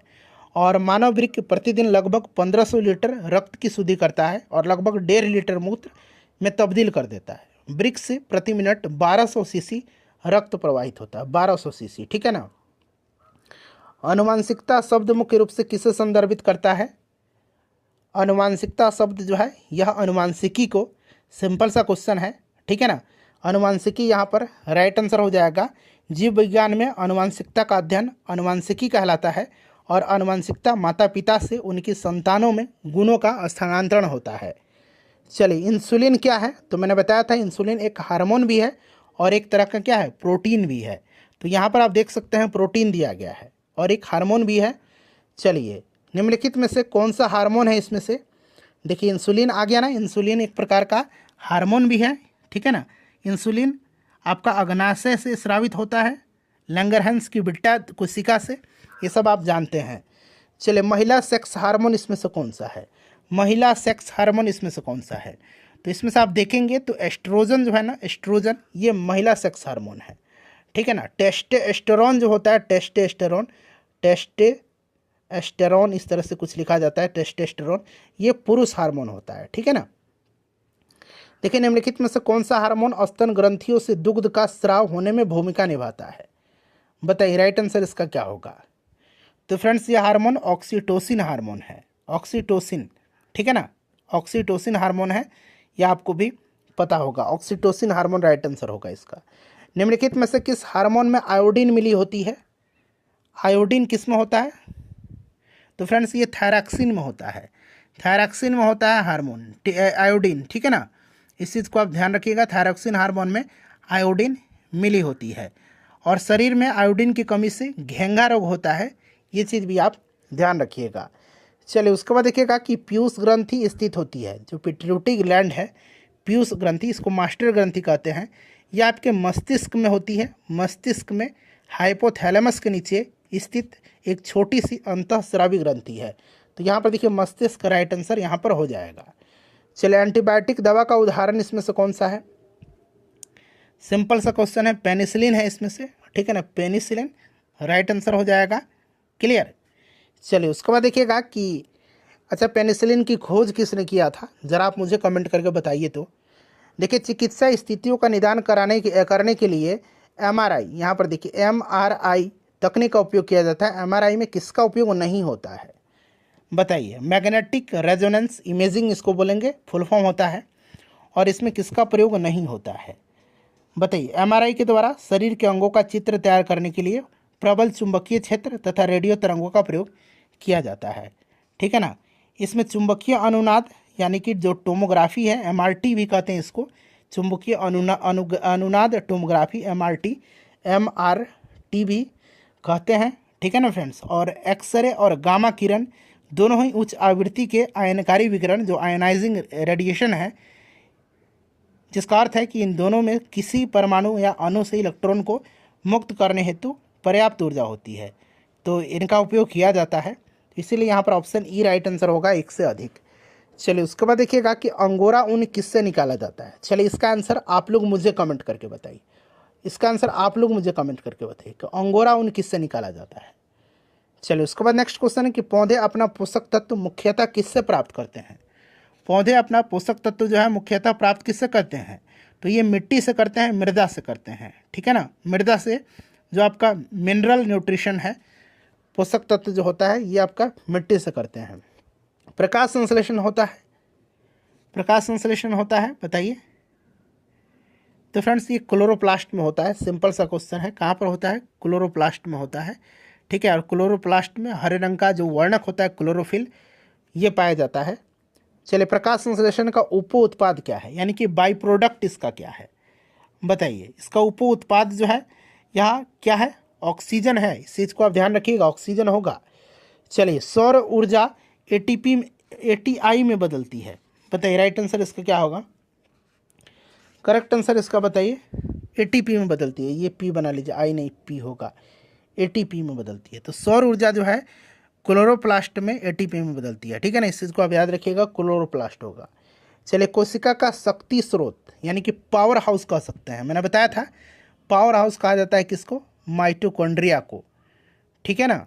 तो माइटोकॉन्ड्रिया होगा। राइबोसोम को प्रोटीन फैक्ट्री कहते हैं। चलिए भ्रूण किस में मिलता है? भ्रूण किस में मिलता है? भ्रूण मिलता है किस में? बीज में। और अंकुरण प्रक्रिया के फलस्वरूप भ्रूण बीज से बाहर आता है, तो यहाँ बीज राइट आंसर होगा। निम्नलिखित में से कौन प्रतिजैविक औषधि है, एंटीबायोटिक है बताइए? तो इसमें से देखिएगा, इसमें से राइट आंसर आपका क्या हो जाएगा? तो ऑप्शन ई होगा। क्यों इसमें से होगा ऑप्शन ई? तो देखिए सल्फागुआडिन जो है यह भी एक प्रकार का एंटीबायोटिक है, और क्लोरैम्फेनिकोल जो है यह भी एक प्रकार का ये आपका एंटीबायोटिक है। तो इस तरह से एक से अधिक यहाँ पर राइट आंसर इसका होगा, ठीक है ना। चलिए उसके बाद देखिएगा कि टाइफाइड और कॉलरा विशिष्ट उदाहरण है। टाइफाइड और कॉलरा जो होते हैं ये जल जनित रोग हैं। तो यहाँ पर देखिए जल जन रोग राइट आंसर होगा इसका। देखिए मनुष्य में अल्फा टॉक्सिन खाद्य विषाक्तन द्वारा सामान्यतः कौन सा अंग प्रभावित होता है? अल्फा टॉक्सिन खाद्य विषाक्तन के द्वारा मुख्य रूप से लीवर प्रभावित होता है। लीवर यहाँ पर राइट आंसर हो जाएगा, इस चीज़ को आप ध्यान रखिएगा। लीवर करेक्ट आंसर यकृत होगा। मनुष्य के शरीर में किस अंग में लिम्फोसाइट्स का निर्माण होता है? तो मैंने आपको बताया था कि लिम्फोसाइट जो है इसका निर्माण कहाँ पर होता है? तो फ्रेंड्स बोन मैरो में होता है, अस्थि मज्जा में होता है, ठीक है ना। अस्थि मज्जा, यहाँ पर देखिए अस्थि मज्जा भी दिया गया है। साथ ही साथ देखिए प्लीहा में स्प्लीन में भी होता है, स्प्लीन में भी होता है, थाइमस ग्रंथि में भी होता है। तो स्प्लीन भी यहाँ पर दिया गया है। तो एक साथ देखिए यहाँ पर राइट आंसर होगा इसका। ओंकोजीन संबंधित है, तो एक तरह का कैंसर रोग है। तो यहाँ पर देखिए कर्क रोग से राइट आंसर हो जाएगा ओंकोजीन, ठीक है। चलिए उसके बाद नेक्स्ट क्वेश्चन हम लोग कर लेंगे कि एंजाइम लाइपेज का स्रोत क्या है। एंजाइम लाइपेज का स्रोत क्या है? तो ये आपका हो जाएगा अग्नाशय, ठीक है ना। अग्नाशय राइट आंसर हो जाएगा, अग्नाशय यहाँ पर करेक्ट आंसर हो जाएगा, ठीक है ना, लाइपेज का। उसके बाद देखिए निम्नलिखित में से कौन रक्त के संचलन में मदद करता है, रक्त के संचलन में मदद कौन करता है? तो फ्रेंड्स ये लाल रक्त कणिका करता है, जिसको कि हम लोग एरिथ्रोसाइट्स भी बोलते हैं, आरबीसी को एरिथ्रोसाइट्स भी बोला जाता है। इस चीज़ को आप जरूर ध्यान रखिएगा, ठीक है ना। चलिए उसके बाद नेक्स्ट क्वेश्चन है, निम्नलिखित में से कौन सा क्लोरोफिल का घटक नहीं है? क्लोरोफिल का घटक इसमें से कौन सा नहीं है? तो देखिए क्लोरोफिल की अगर हम बात करते हैं तो पर्णहरित या क्लोरोफिल एक प्रोटीन युक्त जटिल रासायनिक यौगिक होता है। यह वर्णक पत्तों में हरे रंग का कारण होता है। मैग्नीशियम क्लोरोफिल का प्रमुख तत्व है और मैग्नीशियम के अलावा क्लोरोफिल में कार्बन, हाइड्रोजन, नाइट्रोजन, ऑक्सीजन भी उपस्थित होता है। कैल्शियम इसमें नहीं होगा। चलिए उसके बाद देखिए बीसीजी का जो टीका है वैक्सीन, इसका इस्तेमाल किसकी रोकथाम में किया जाता है? बीसीजी का टीका का इस्तेमाल बैसिलस कालमेट ग्यूरिन, जिसको बोलते हैं बीसीजी, बैसिलस कालमेट ग्यूरिन, इसका इस्तेमाल जो है क्षय रोग में किया जाता है, यानी कि टीबी में, ठीक है। चलिए उसके बाद देखिएगा कि ल्यूकेमिया, जिसको कि रक्त कैंसर बोलते हैं, इसकी रोकथाम में प्रयोग किया जाने वाला रेडियो समस्थानिक कौन सा है? ल्यूकेमिया में, रक्त कैंसर में। तो देखिए रक्त कैंसर में कोबाल्ट 16 का भी प्रयोग किया जाता है और फास्फोरस P32 का भी प्रयोग किया जाता है। तो एक साथ देखिए यहाँ पर राइट आंसर होना चाहिए। बहुत लोग कहेंगे कि कोबाल्ट होगा, बहुत लोग कहेंगे कि P32 होगा, दोनों होगा। चलिए थोड़ा सा डीप गहन अध्ययन करिए। तीव्रता एवं प्रत्युक्तता के आधार पर जो है देखिए निम्नलिखित में से कौन सा कर्क रोग उत्पन्न कर सकता है और उसके उपचार भी करता है? तो फ्रेंड्स ये कौन सा है? तो उत्पन्न भी कर सकता है और स्वयं उपचार भी कर सकता है। तो ये आपका आयनीय विकिरण है। आयनीय विकिरण यहाँ पर राइट आंसर होगा, ठीक है ना, आयनीय विकिरण करेक्ट आंसर होगा। चलिए उसके बाद देखिएगा कि सहज प्रणाली का परिवर्धन निम्नलिखित में से कौन सा है? सहज प्रणाली का परिवर्धन जो है इसमें से कौन सा है? बताइए। सहज प्रणाली मुख्य तंत्रिका प्रणाली का एक भाग है और यह सहज कार्यों को नियंत्रित करती है। इसीलिए सहज प्रणाली के विकास को प्रणाली की स्वपोषी प्रक्रिया के रूप में परिभाषित किया जा सकता है। तो यहाँ पर देखिए प्रणाली की स्वपोषी क्रिया। शरीर का तापक्रम नियंत्रित करता है। शरीर का तापक्रम, सिंपल सा क्वेश्चन है, तापक्रम हाइपोथैलेमस नियंत्रित करता है। कौन करता है? एक मिनट रुकिए। शरीर का तापक्रम, हाँ हाइपोथैलेमस राइट आंसर होगा। तो यहाँ पर देखिए ऑप्शन नंबर बी में दिया गया है, शरीर का तापक्रम कौन नियंत्रित करता है? तो हाइपोथैलेमस करता है। देखिए ये भी प्रश्न है सेम, 64वीं में पूछा गया 2018 में, और ये देखिए 2019 में पूछा गया है। हाइपोथैलेमस करेगा, ठीक है, शरीर का तापक्रम नियंत्रित। देखिए लैंगिक जनन से अनुवांशिक विचरण कैसे होता है? लैंगिक जनन से अनुवांशिक विचरण कैसे होता है? तो फ्रेंड्स यह जीन के ब्लेंडिंग से भी होता है, क्रोमोसोम में बदलाव से भी होता है और जीन के सफलिंग से भी होता है। तो तीनों यहाँ पर राइट आंसर होगा, उपरोक्त सभी राइट आंसर होगा। उसके बाद चलिएगा डीएनए को किसने अंतः पात्र में बनाया था? बताइए इसका करेक्ट आंसर क्या होगा? डीएनए को किसने अंतः पात्र में बनाया था? राइट आंसर इसका क्या होगा बताइए। तो देखिए फ्रेंड्स डीएनए को अंतः पात्र में जो है किसने बनाया था? तो आर्थर कोनबर्ग ने सर्वप्रथम बनाया था। आर्थर कोनबर्ग यहाँ पर राइट आंसर होगा। चलिए अगला प्रश्न करेंगे। चलिए देखिए अगला प्रश्न है कि पार्किंसन बीमारी के उपचार के विकास के लिए किसको नोबेल पुरस्कार दिया गया था? पार्किंसन बीमारी के उपचार के विकास के लिए किसको नोबेल पुरस्कार दिया गया था? तो फ्रेंड्स ये आपके स्वीडन के न्यूरो साइंटिस्ट हैं, इनका नाम है आर्विड कार्लसन। आर्विड कार्लसन को दिया गया था सन 2000 में, ठीक है ना। चलिए उसके बाद नेक्स्ट क्वेश्चन करेंगे कि कौन सा दिन डायबिटीज़ दिवस के रूप में मनाया जाता है? बताइए कौन सा दिन जो है मधुमेह दिवस, विश्व मधुमेह दिवस के रूप में मनाया जाता है? तो फ्रेंड्स 14 नवंबर के दिन मनाया जाता है। उसके बाद देखिए सबसे छोटा जीव जो स्वयं विकास एवं प्रजनन करने में समर्थ है। सबसे छोटा जीव जो स्वयं विकास एवं प्रजनन करने में समर्थ है वो कौन सा है? तो फ्रेंड्स ये जीव माइकोप्लाज्मा है, माइकोप्लाज्मा, ठीक है ना। चलिए अधिकतर एंजाइम होते हैं, अधिकतर एंजाइम होते हैं। तो एंजाइम जो अधिकतर होते हैं ये प्रोटीन होते हैं, जिनका निर्माण प्रायः नाइट्रोजनीय पदार्थों या अमीनो अम्ल के संश्लेषण के द्वारा होता है। तो यहाँ पर देखिए प्रोटीन यहाँ पर करेक्ट आंसर होगा। निम्नलिखित में से किसकी कोशिका में कोई एंजाइम नहीं होता है? किसकी कोशिका में कोई एंजाइम नहीं होता है? तो फ्रेंड्स जो वायरस होते हैं ना, विषाणु, विषाणु के कोशिका में कोई भी एंजाइम नहीं होता है, ठीक है ना। तो यहाँ पर देखिएगा राइट आंसर यहाँ पर आपका विषाणु होगा।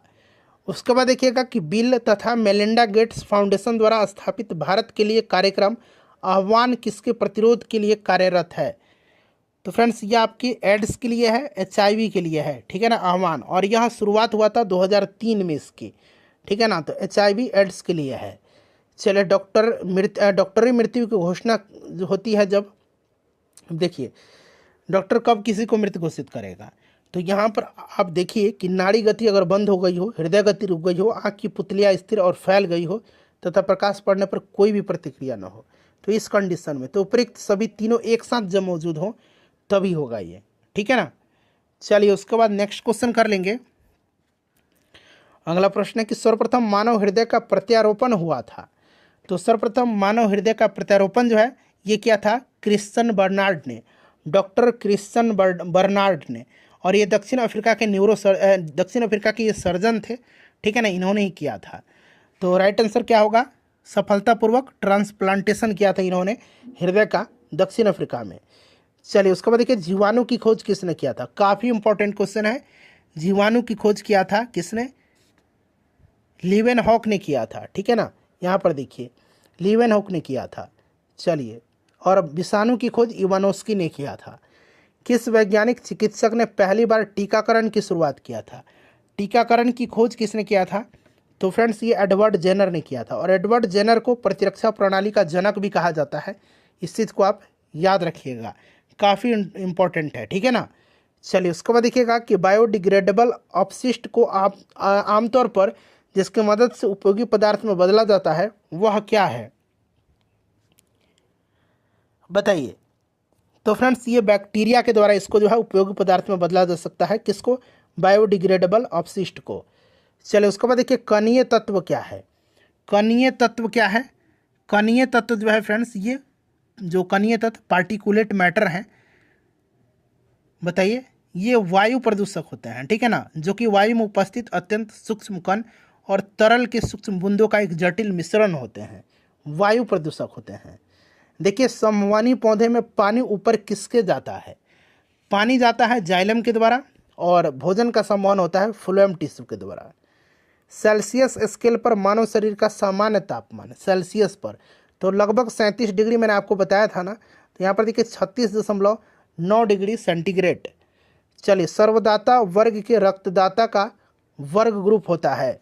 सर्वदाता यानी कि ब्लड ग्रुप ओ है, यूनिवर्सल डोनर है यह, और यूनिवर्सल रेसिपिटर सर्वग्राहिता जो है ये ए बी है। चलिए उसके बाद देखिए सार्वभौमिक स्वीकार रक्त समूह यानी कि जो आपका यूनिवर्सल आप कह सकते हैं एक्सेप्टर है, तो ये आपका ए बी है, स्वीकार सबका यह ले लेगा। हड्डियों की पढ़ाई विज्ञान की किस शाखा के अंतर्गत होती है। हड्डी की पढ़ाई जो होती है ये होती है आपके ऑस्टियोलॉजी के अंतर्गत, ठीक है ना। ऑस्टियोलॉजी यहाँ पर करेक्ट आंसर होगा फ्रेंड्स, इसको आप ध्यान रखिएगा, इंपॉर्टेंट क्वेश्चन है ऑस्टियोलॉजी, ठीक है ना।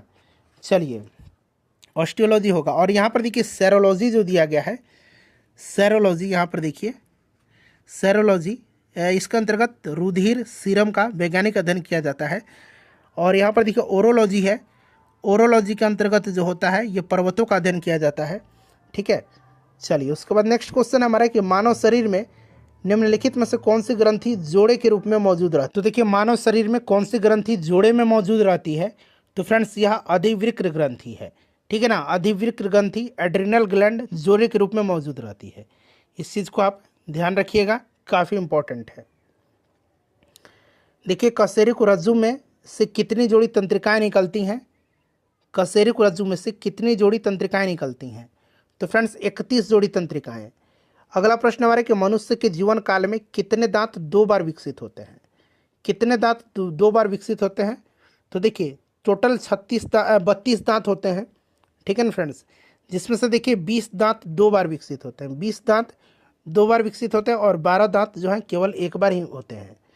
मनुष्य की खोपड़ी में कितनी अस्थियाँ पाई जाती हैं, मनुष्य की खोपड़ी में जो है कितनी अस्थियाँ पाई जाती हैं, तो देखिए मनुष्य की खोपड़ी में वैसे पाई जाती हैं 22 अस्थियाँ, ठीक है ना। और मनुष्य के सिर में पाई जाती हैं 29 अस्थियाँ। तो मेरे हिसाब से तो ऑप्शन इसका ई राइट आंसर होना चाहिए था। आप लोग ज़रा कमेंट करके इसको बताइए कि इसका करेक्ट आंसर यहाँ पर क्या होगा। फ्रेंड्स आप लोग एक बार इसका आंसर कमेंट करके बताइए। देखिए मनुष्य के जो आपके खोपड़ी है ना, उसमें 22 हड्डी होती है। और जो आपका खोपड़ी के बाद बात करते हैं, जो मनुष्य की सिर होती है, तो सिर में 29 हड्डी पाई जाती है। और देखिए सिर में 29 हड्डी देखिए क्यों होता है, तो कपाल में 8 हड्डी होता है। उसके बाद आपका जो चेहरा है, फेस है, उसमें 14 हड्डी होता है। उसके बाद आपका जो कंठिका है, ठीक है ना, उसमें 1 हड्डी होता है। और कान में 6 हड्डी होता है, तो इसको जोड़िए तो 29 हड्डी। ये पूरा सिर में 29 हड्डी होता है, और खोपड़ी में 22 हड्डी ही होगा मेरे हिसाब से, ठीक है ना। चलिए उसके बाद देखिए मनुष्य के शरीर में पैर की हड्डी होती है। तो मनुष्य के शरीर की पैर की हड्डी जो होती है ठोस होती है। कैसी होती है फ्रेंड्स, तो ठोस होती है, ध्यान रखिएगा, ठोस होती है। तो यहाँ पर ठोस राइट आंसर होगा ऑप्शन नंबर सी। चलिए फ्रेंड्स, अगला प्रश्न हमारा कि 20 वर्ष की आयु में मानव शरीर में हड्डियों की संख्या होती है लगभग में। तो देखिए 20 वर्ष के मानव शरीर में हड्डियों की संख्या कितनी होती है फ्रेंड्स, तो ये 20 वर्ष जो है, इसमें वयस्कों में आपको पता है कि 206 हड्डी है। तो यहाँ पर देखिए उपरोक्त में से कोई नहीं इसका करेक्ट आंसर हो जाएगा। चलिए अगला प्रश्न है हमारा, और फ्रेंड्स प्लीज़ सेशन को एक बार लाइक कर दीजिए अगर आपने अब तक लाइक नहीं किया है तो। देखिए निम्नलिखित में से कौन सा मनुष्य में अवशेषी अंग नहीं है। अवशेषी अंग नहीं है, बताइए राइट आंसर इसका क्या हो। अवशेषी अंग है, ये क्या होता है, तो देखिए यह एक ऐसा अंग है जो क्रियाविहीन प्रतीत होता है, पर इसे पूर्वज के क्रियाशील अंग के समजात दर्शाया जा सकता है। जैसे कि उदाहरण के लिए अगर हम बात करते हैं, तो इसमें से आपका हो जाएगा निक्टेटिंग पर्दा, कर्णपाली की कर्णाभ मांसपेशियाँ और वर्मीफॉर्म अपेंडिक्स।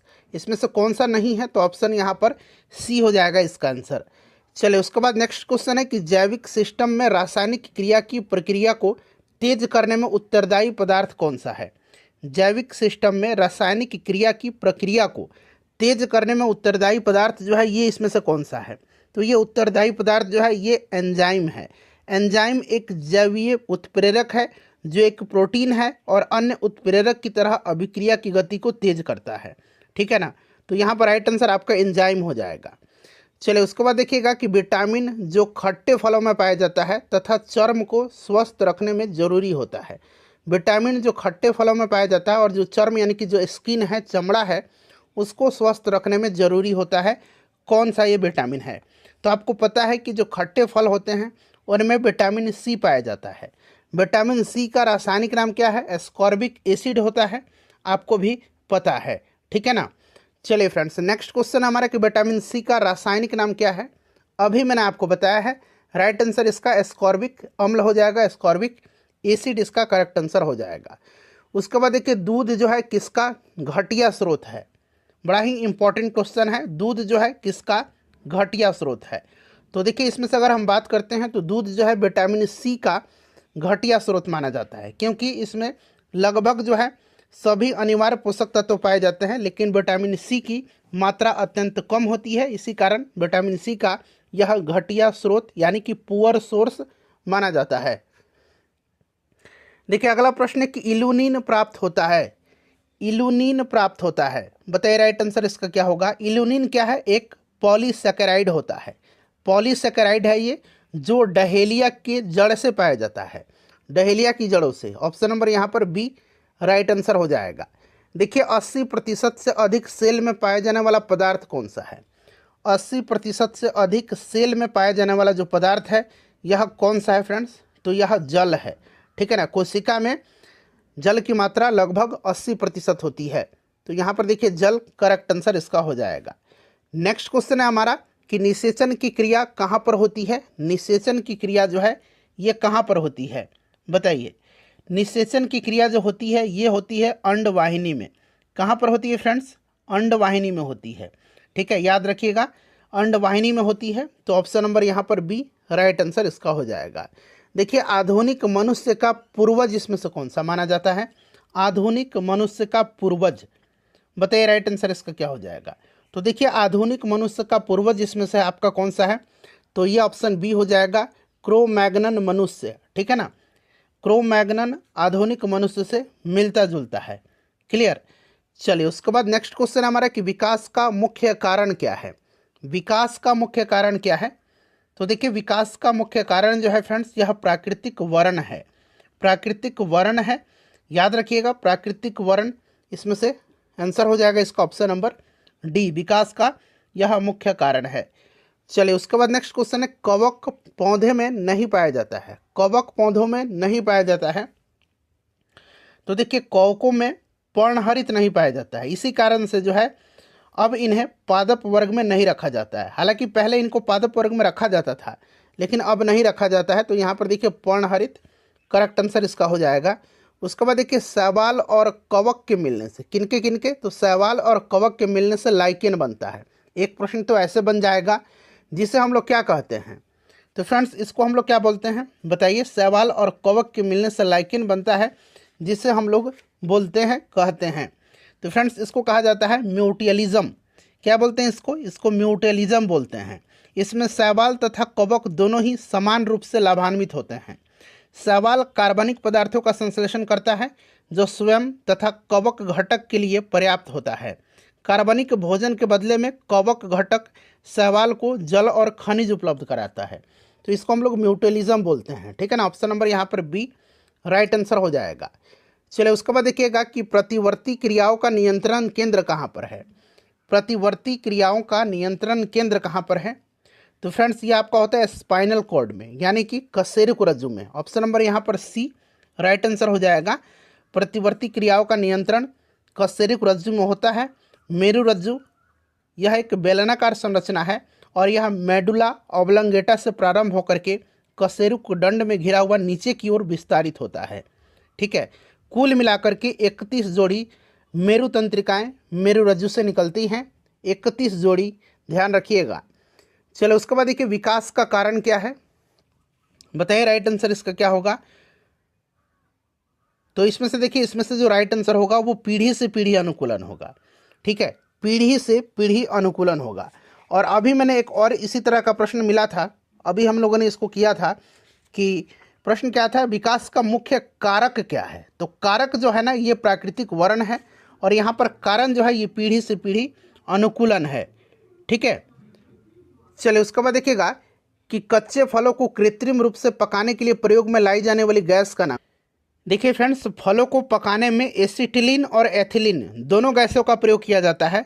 वर्तमान में एसिटिलीन के द्वारा फल पकाने पर प्रतिबंध लगा दिया गया है। प्राकृतिक रूप से फल एथिलीन हार्मोन के द्वारा जो है पकता है। एथिलीन जो है एक तरह का पादप हार्मोन है और एकमात्र ऐसा पादप हार्मोन है जो गैसीय अवस्था में पाया जाता है, और यह फलों के पकाने में सहायक होता है। तो देखिए एसिटिलीन से भी पकाया जाता है, हालांकि इस पर प्रतिबंध अब लगा दिया गया है, और एथिलीन से भी पकाया जाता है।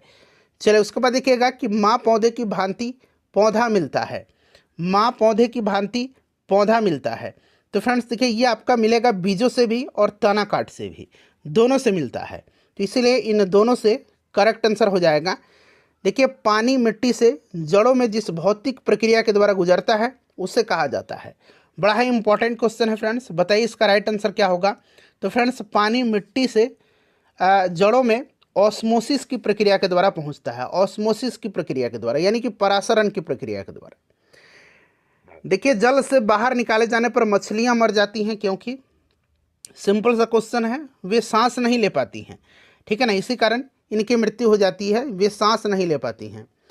अगला प्रश्न है कि जहाँ जीव रहता है उस सटीक जगह को क्या कहते हैं। तो जहाँ जीव रहता है उस सटीक स्थान को हम लोग बोलते हैं आवास। उसको हम लोग बोलते हैं हैबिटेट, यानी कि आवास बोलते हैं। जो एक्चुअल लोकेशन है उसको हम लोग आवास बोलते हैं। चलिए अगला प्रश्न है कि मधुमक्खी कॉलोनी के सदस्य एक दूसरे को किस प्रकार से पहचानते हैं। मधुमक्खी कॉलोनी के सदस्य एक दूसरे को किस प्रकार से पहचानते हैं। देखिए यहाँ पर बात हो रही है एक दूसरे को पहचानने की। तो देखिए आपको याद होगा कि लगभग सभी पक्षियों में सूचनाओं के आदान प्रदान करने की विधियाँ होती हैं, और ये दृष्टि होती हैं, आवाज़ होती हैं, स्पर्श होती हैं, और अपने गंध द्वारा सूचनाओं का ये आदान प्रदान करते हैं। हालांकि मधुमक्खियाँ भोजन की दिशा और उसके स्रोत को बताने के लिए विभिन्न नृत्य मुद्राएं करती हैं, भोजन की दिशा को बताने के लिए, ठीक है। लेकिन बात यहाँ पर है एक दूसरे को पहचानने के लिए।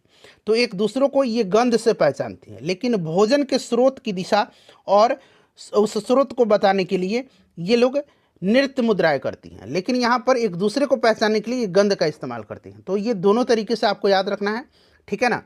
चलिए उसके बाद देखिए मायोग्लोबिन में कौन सी धातु होती है। मायोग्लोबिन में कौन सी धातु होती है।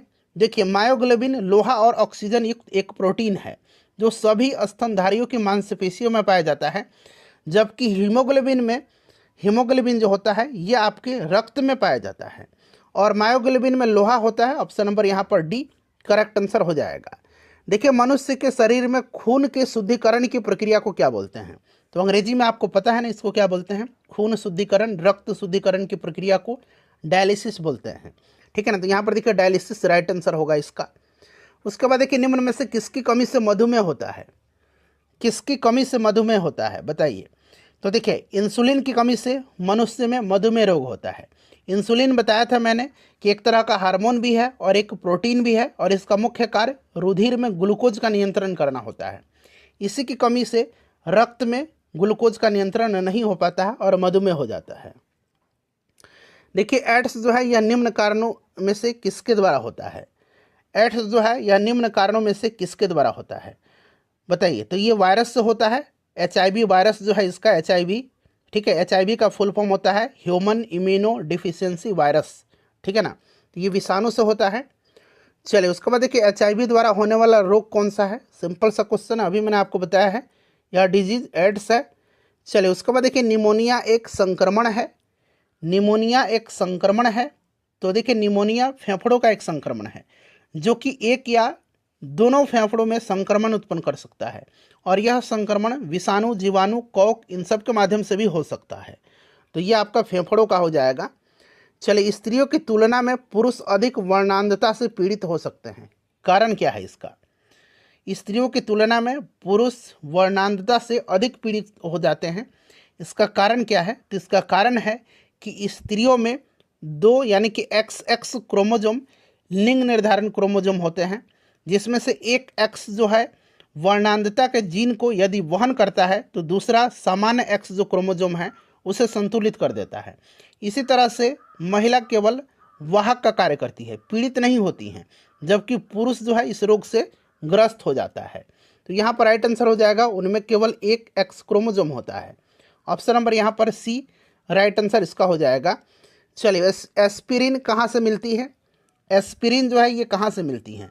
तो एस्पिरिन जो होती है फ्रेंड्स, एस्पिरिन बताइए, ये आपका एक तरह का ज्वर नाशक यानी कि वेदना निवारक का काम करती हैं, और इन दवाओं को विलो वृक्ष, एक तरह का वृक्ष है विलो वृक्ष, यहाँ मैं लिख देता हूँ, अंग्रेजी में ही लिख देता हूँ, विलो वृक्ष की छाल से प्राप्त किया जाता है।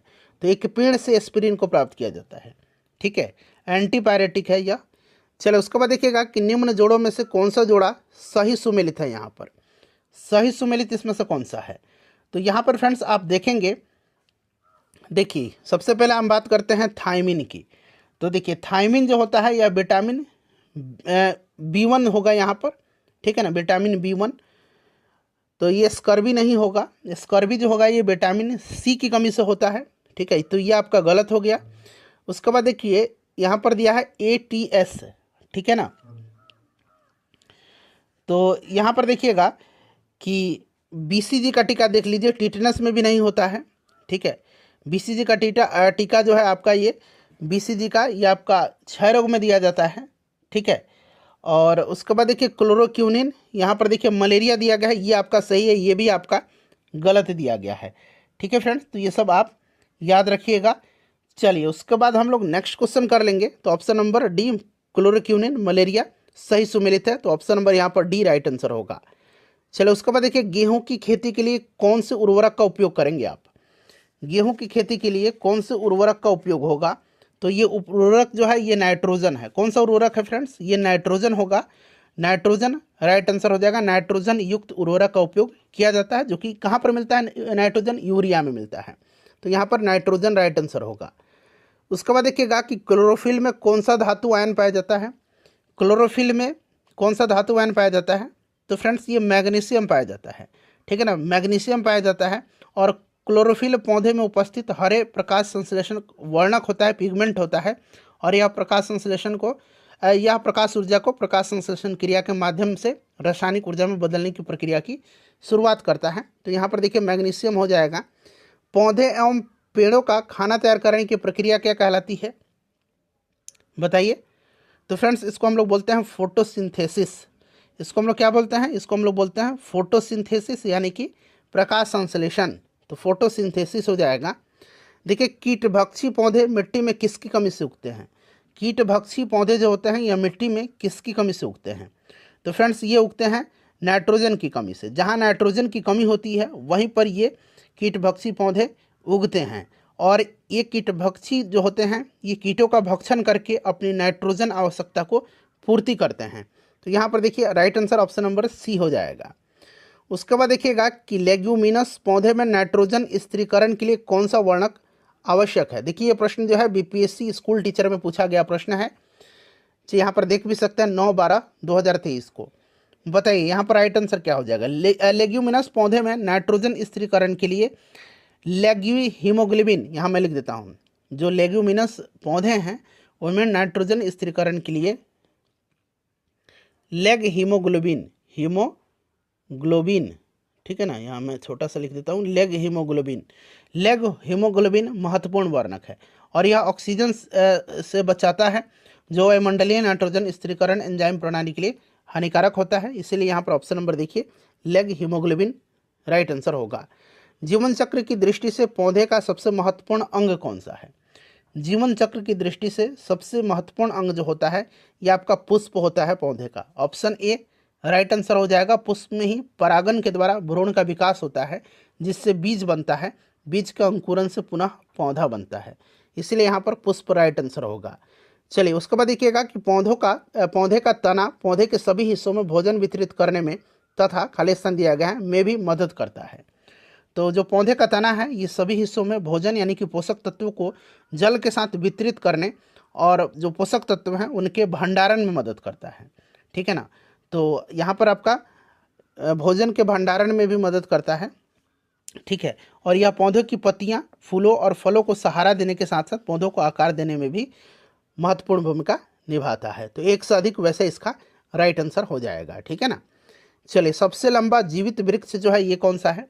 सबसे लंबा जीवित वृक्ष जो है ये कौन सा है? सिकोआ है, सिकोआ है, ठीक है ना, याद रखिएगा। और सबसे छोटा एंजियोस्पर्म पूछा जाएगा तो वुल्फिया है, वुल्फिया सबसे छोटा एंजियोस्पर्म है, इसे भी आप ध्यान रखिएगा। चलिए एस्पिरिन क्या है? तो अभी मैंने बताया था ना एस्पिरिन एक क्या है फ्रेंड्स? एंटीबायोटिक है। अभी मैंने आपको बताया था एस्पिरिन क्या है? एस्पिरिन एंटीबायोटिक है और ये जो आपका ज्वर जो होता है, ज्वर को हरने में या फिर वेदना निवारक का भी यह काम करता है। और यह आपका एस्पिरिन जो है ये बिलो वृक्ष के छाल से जो है ये प्राप्त होता है, मैंने आपको अभी बताया भी है इसके बारे में। चलिए किस वनस्पति खाद्य में अधिकतम प्रोटीन होगा? बात यहाँ पर अधिकतम प्रोटीन की आई है, न कि केवल प्रोटीन की। वैसे तो प्रोटीन आप देखेंगे तो सब में थोड़ा बहुत होगा, लेकिन अधिकतम प्रोटीन जो होगा यह आपका किस में होगा फ्रेंड्स? तो ये सोयाबीन में होगा। चलिए उसके बाद देखिए तना काट आमतौर से किसके प्रवर्धन के लिए प्रयोग किया जाता है? तना काट। तो तना काट जो है ये गन्ना का कायिक प्रवर्धन डाली, कलम या पेड़ी द्वारा होता है, ठीक है ना। तो यहाँ पर देखिए गन्ना में होगा इसका राइट आंसर। चलिए उसके बाद देखिए संसार का सबसे बड़ा पुष्प कौन सा है? सबसे बड़ा पुष्प, अभी सबसे बड़ा हमने क्या देखा? सबसे लंबा जीवित वृक्ष मैंने सिक्वाया बताया है। अब आ गया सबसे बड़ा पुष्प, तो ये रेफेलसिया है, रेफेलसिया है, इसको आप याद रखिएगा, रेफेलसिया राइट आंसर इसका हो जाएगा, ठीक है।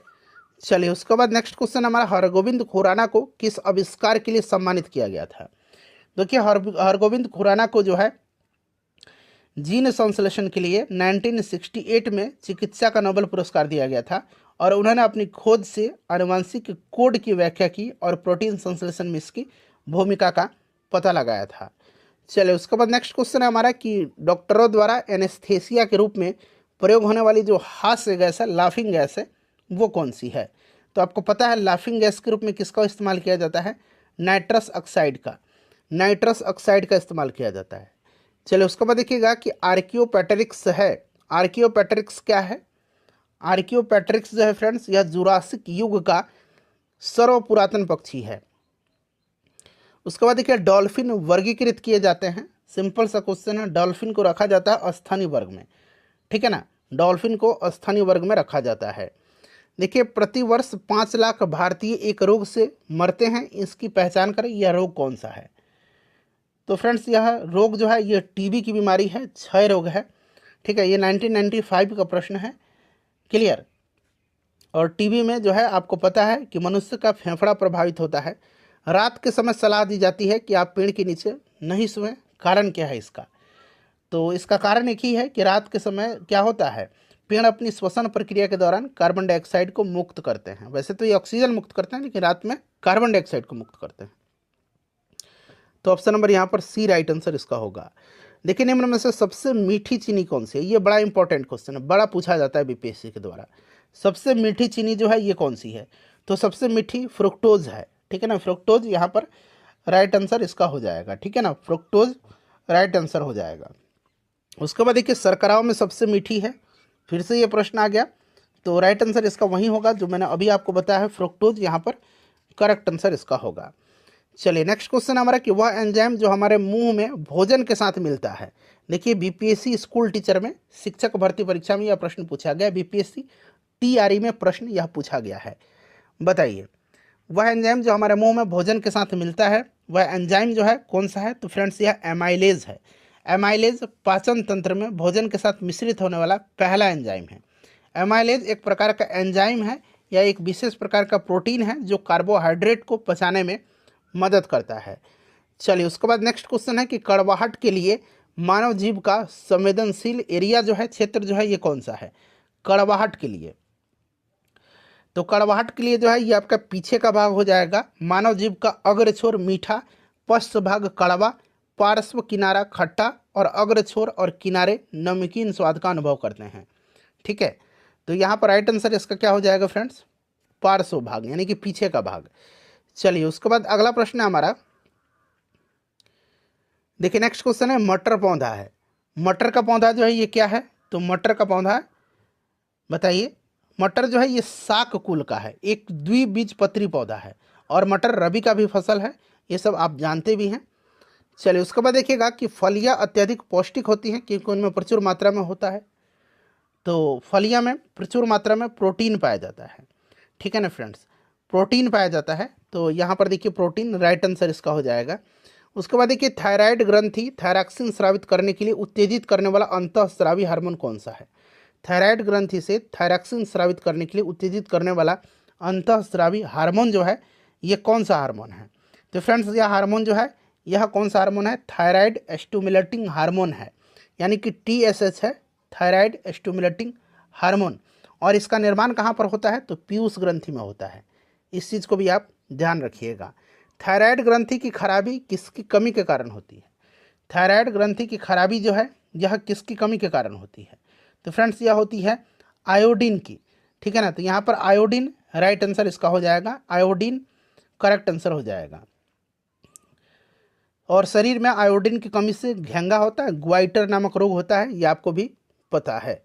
चलिए उसके बाद देखिए जब हम बकरी या भेड़ का मांस खाते हैं तो हम क्या हैं? तो देखिए जब हम बकरी या भेड़ का मांस खाते हैं तो हम हैं द्वितीयक या गौण उपभोक्ता, ठीक है ना। तो यहाँ पर देखिए द्वितीयक उपभोक्ता यहाँ पर राइट आंसर हो जाएगा। क्लियर? चलिए उसके बाद नेक्स्ट क्वेश्चन हमारा कि विटामिन ए उपलब्ध होता है। तो विटामिन ए इसमें से किस में होगा? तो गाजर से उपलब्ध होता है विटामिन ए। गाजर में प्रचुर मात्रा में विटामिन ए पाया जाता है और विटामिन ए हमें कैरोटीन से भी प्राप्त होता है, तो ये आपको पता भी है। चलिए चेचक का टीका कहाँ से बनता है? चेचक का टीका जो है कहाँ से बनता है? तो भारत में भेड़ और बकरी चेचक के टीकों के लिए रोमानियन स्ट्रेन और रानीपेट स्ट्रेन से भी टीके विकसित किया गया है, ठीक है ना। और यह टीके जीवित छीणकृत रूप में उपलब्ध है। तो यहाँ पर आप भेड़ से लगा सकते हैं, भेड़ों से और बकरी से। चलिए मलेरिया कौन से मच्छर के काटने से होता है? सिंपल सा क्वेश्चन है। तो यह मच्छर जो है मादा एनाफिलीज है, पैरासाइट वाले मच्छर, ठीक है। तो यहाँ पर देखिए पैरासाइट राइट आंसर हो जाएगा। कीटनाशी का उपयोग से उन्नति होती है, तो किसकी होगी? अर्थनीति की, ठीक है ना। अर्थनीति की उर्वरक और कीटनाशक उपयोग करके कम भूमि पर अधिक फसल और पौधे का उत्पादन कर सकते हैं और ये उत्पादकता में 40% की वृद्धि करने में मदद करते हैं, ठीक है ना फ्रेंड्स। तो आप इस तरह से कह सकते हैं कि इनसे जो होगा आपका अर्थनीति राइट आंसर होगा। पोलियो की बूंद किस उम्र में दे सकते हैं? तो पोलियो ड्रॉप पिलाई जाती हैं नवजात शिशु को, बताइए। तो इसमें से 1 साल यहाँ पर दे सकते हैं। चलिए उसके बाद देखिएगा खाली स्थान दिया गया है कि अभ्यास से जानवरों के क्लोन तैयार किए जाते हैं। बताइए, जानवरों के क्लोन तैयार किए जाते हैं। करेक्ट आंसर इसका क्या होगा? तो जैव प्रौद्योगिकी होगा। ठीक है ना, जैव प्रौद्योगिकी जीव विज्ञान पर आधारित प्रौद्योगिकी है और जैव प्रौद्योगिकी उन प्रौद्योगिकियों और उत्पादों को विकसित करने और सेलुलर और आणविक प्रक्रियाओं के उपयोग करती हैं जो हमारे जीवन और पृथ्वी के स्वास्थ्य को बेहतर बनाने में मदद करते हैं। क्लियर? तो इस तरह से इसका राइट आंसर क्या हो जाएगा फ्रेंड्स?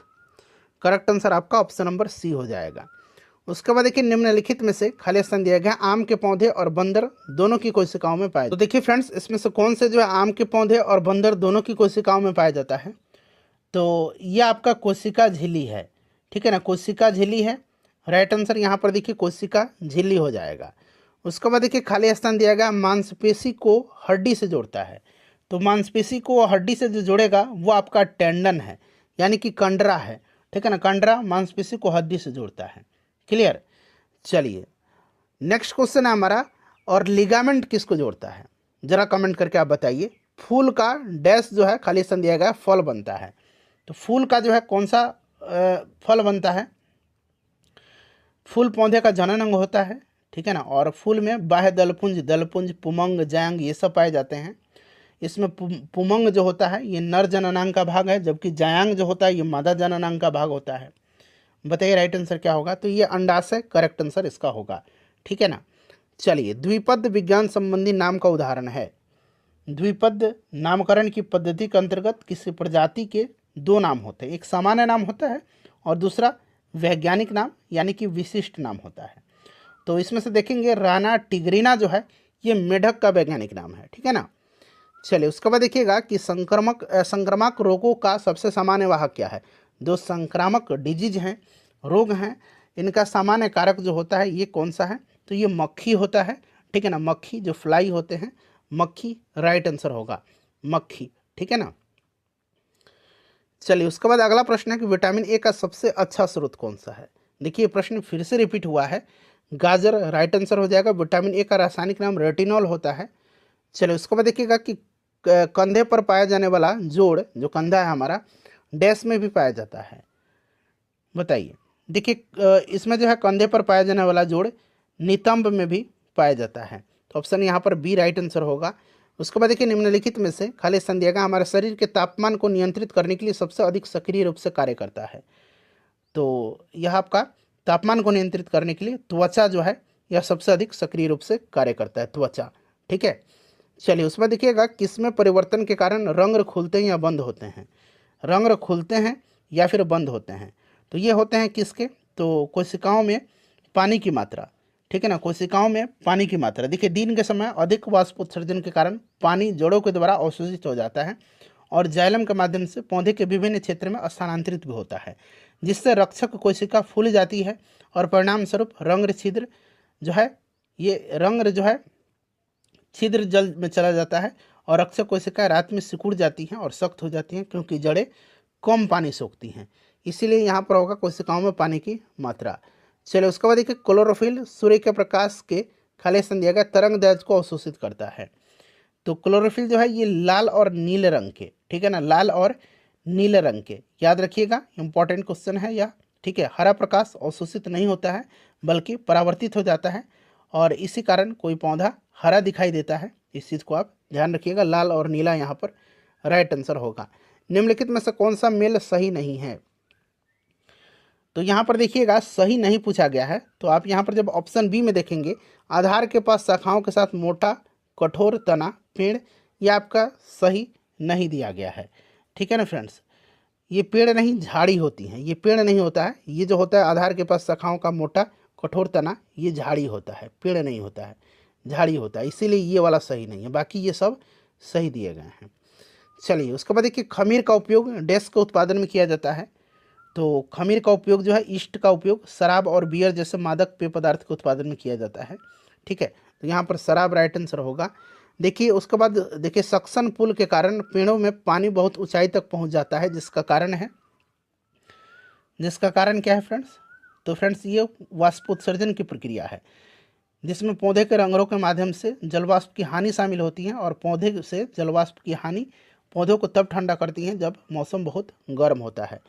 चलिए उसके बाद नेक्स्ट क्वेश्चन है हमारा कि निम्नलिखित में से देखिए कौन सा क्लोरोप्लास्ट का एक लक्षण है जो उसे स्व प्रतिकृति का योग्य बनाता है।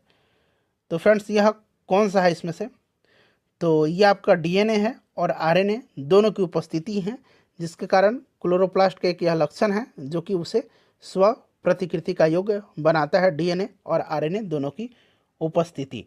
चलिए अब अगला प्रश्न करेंगे। देखिए नेक्स्ट क्वेश्चन है कि किसी गुणसूत्र पर जीनों की आपेक्षिक स्थिति ज्ञात करने की प्रक्रिया क्या कहलाती है।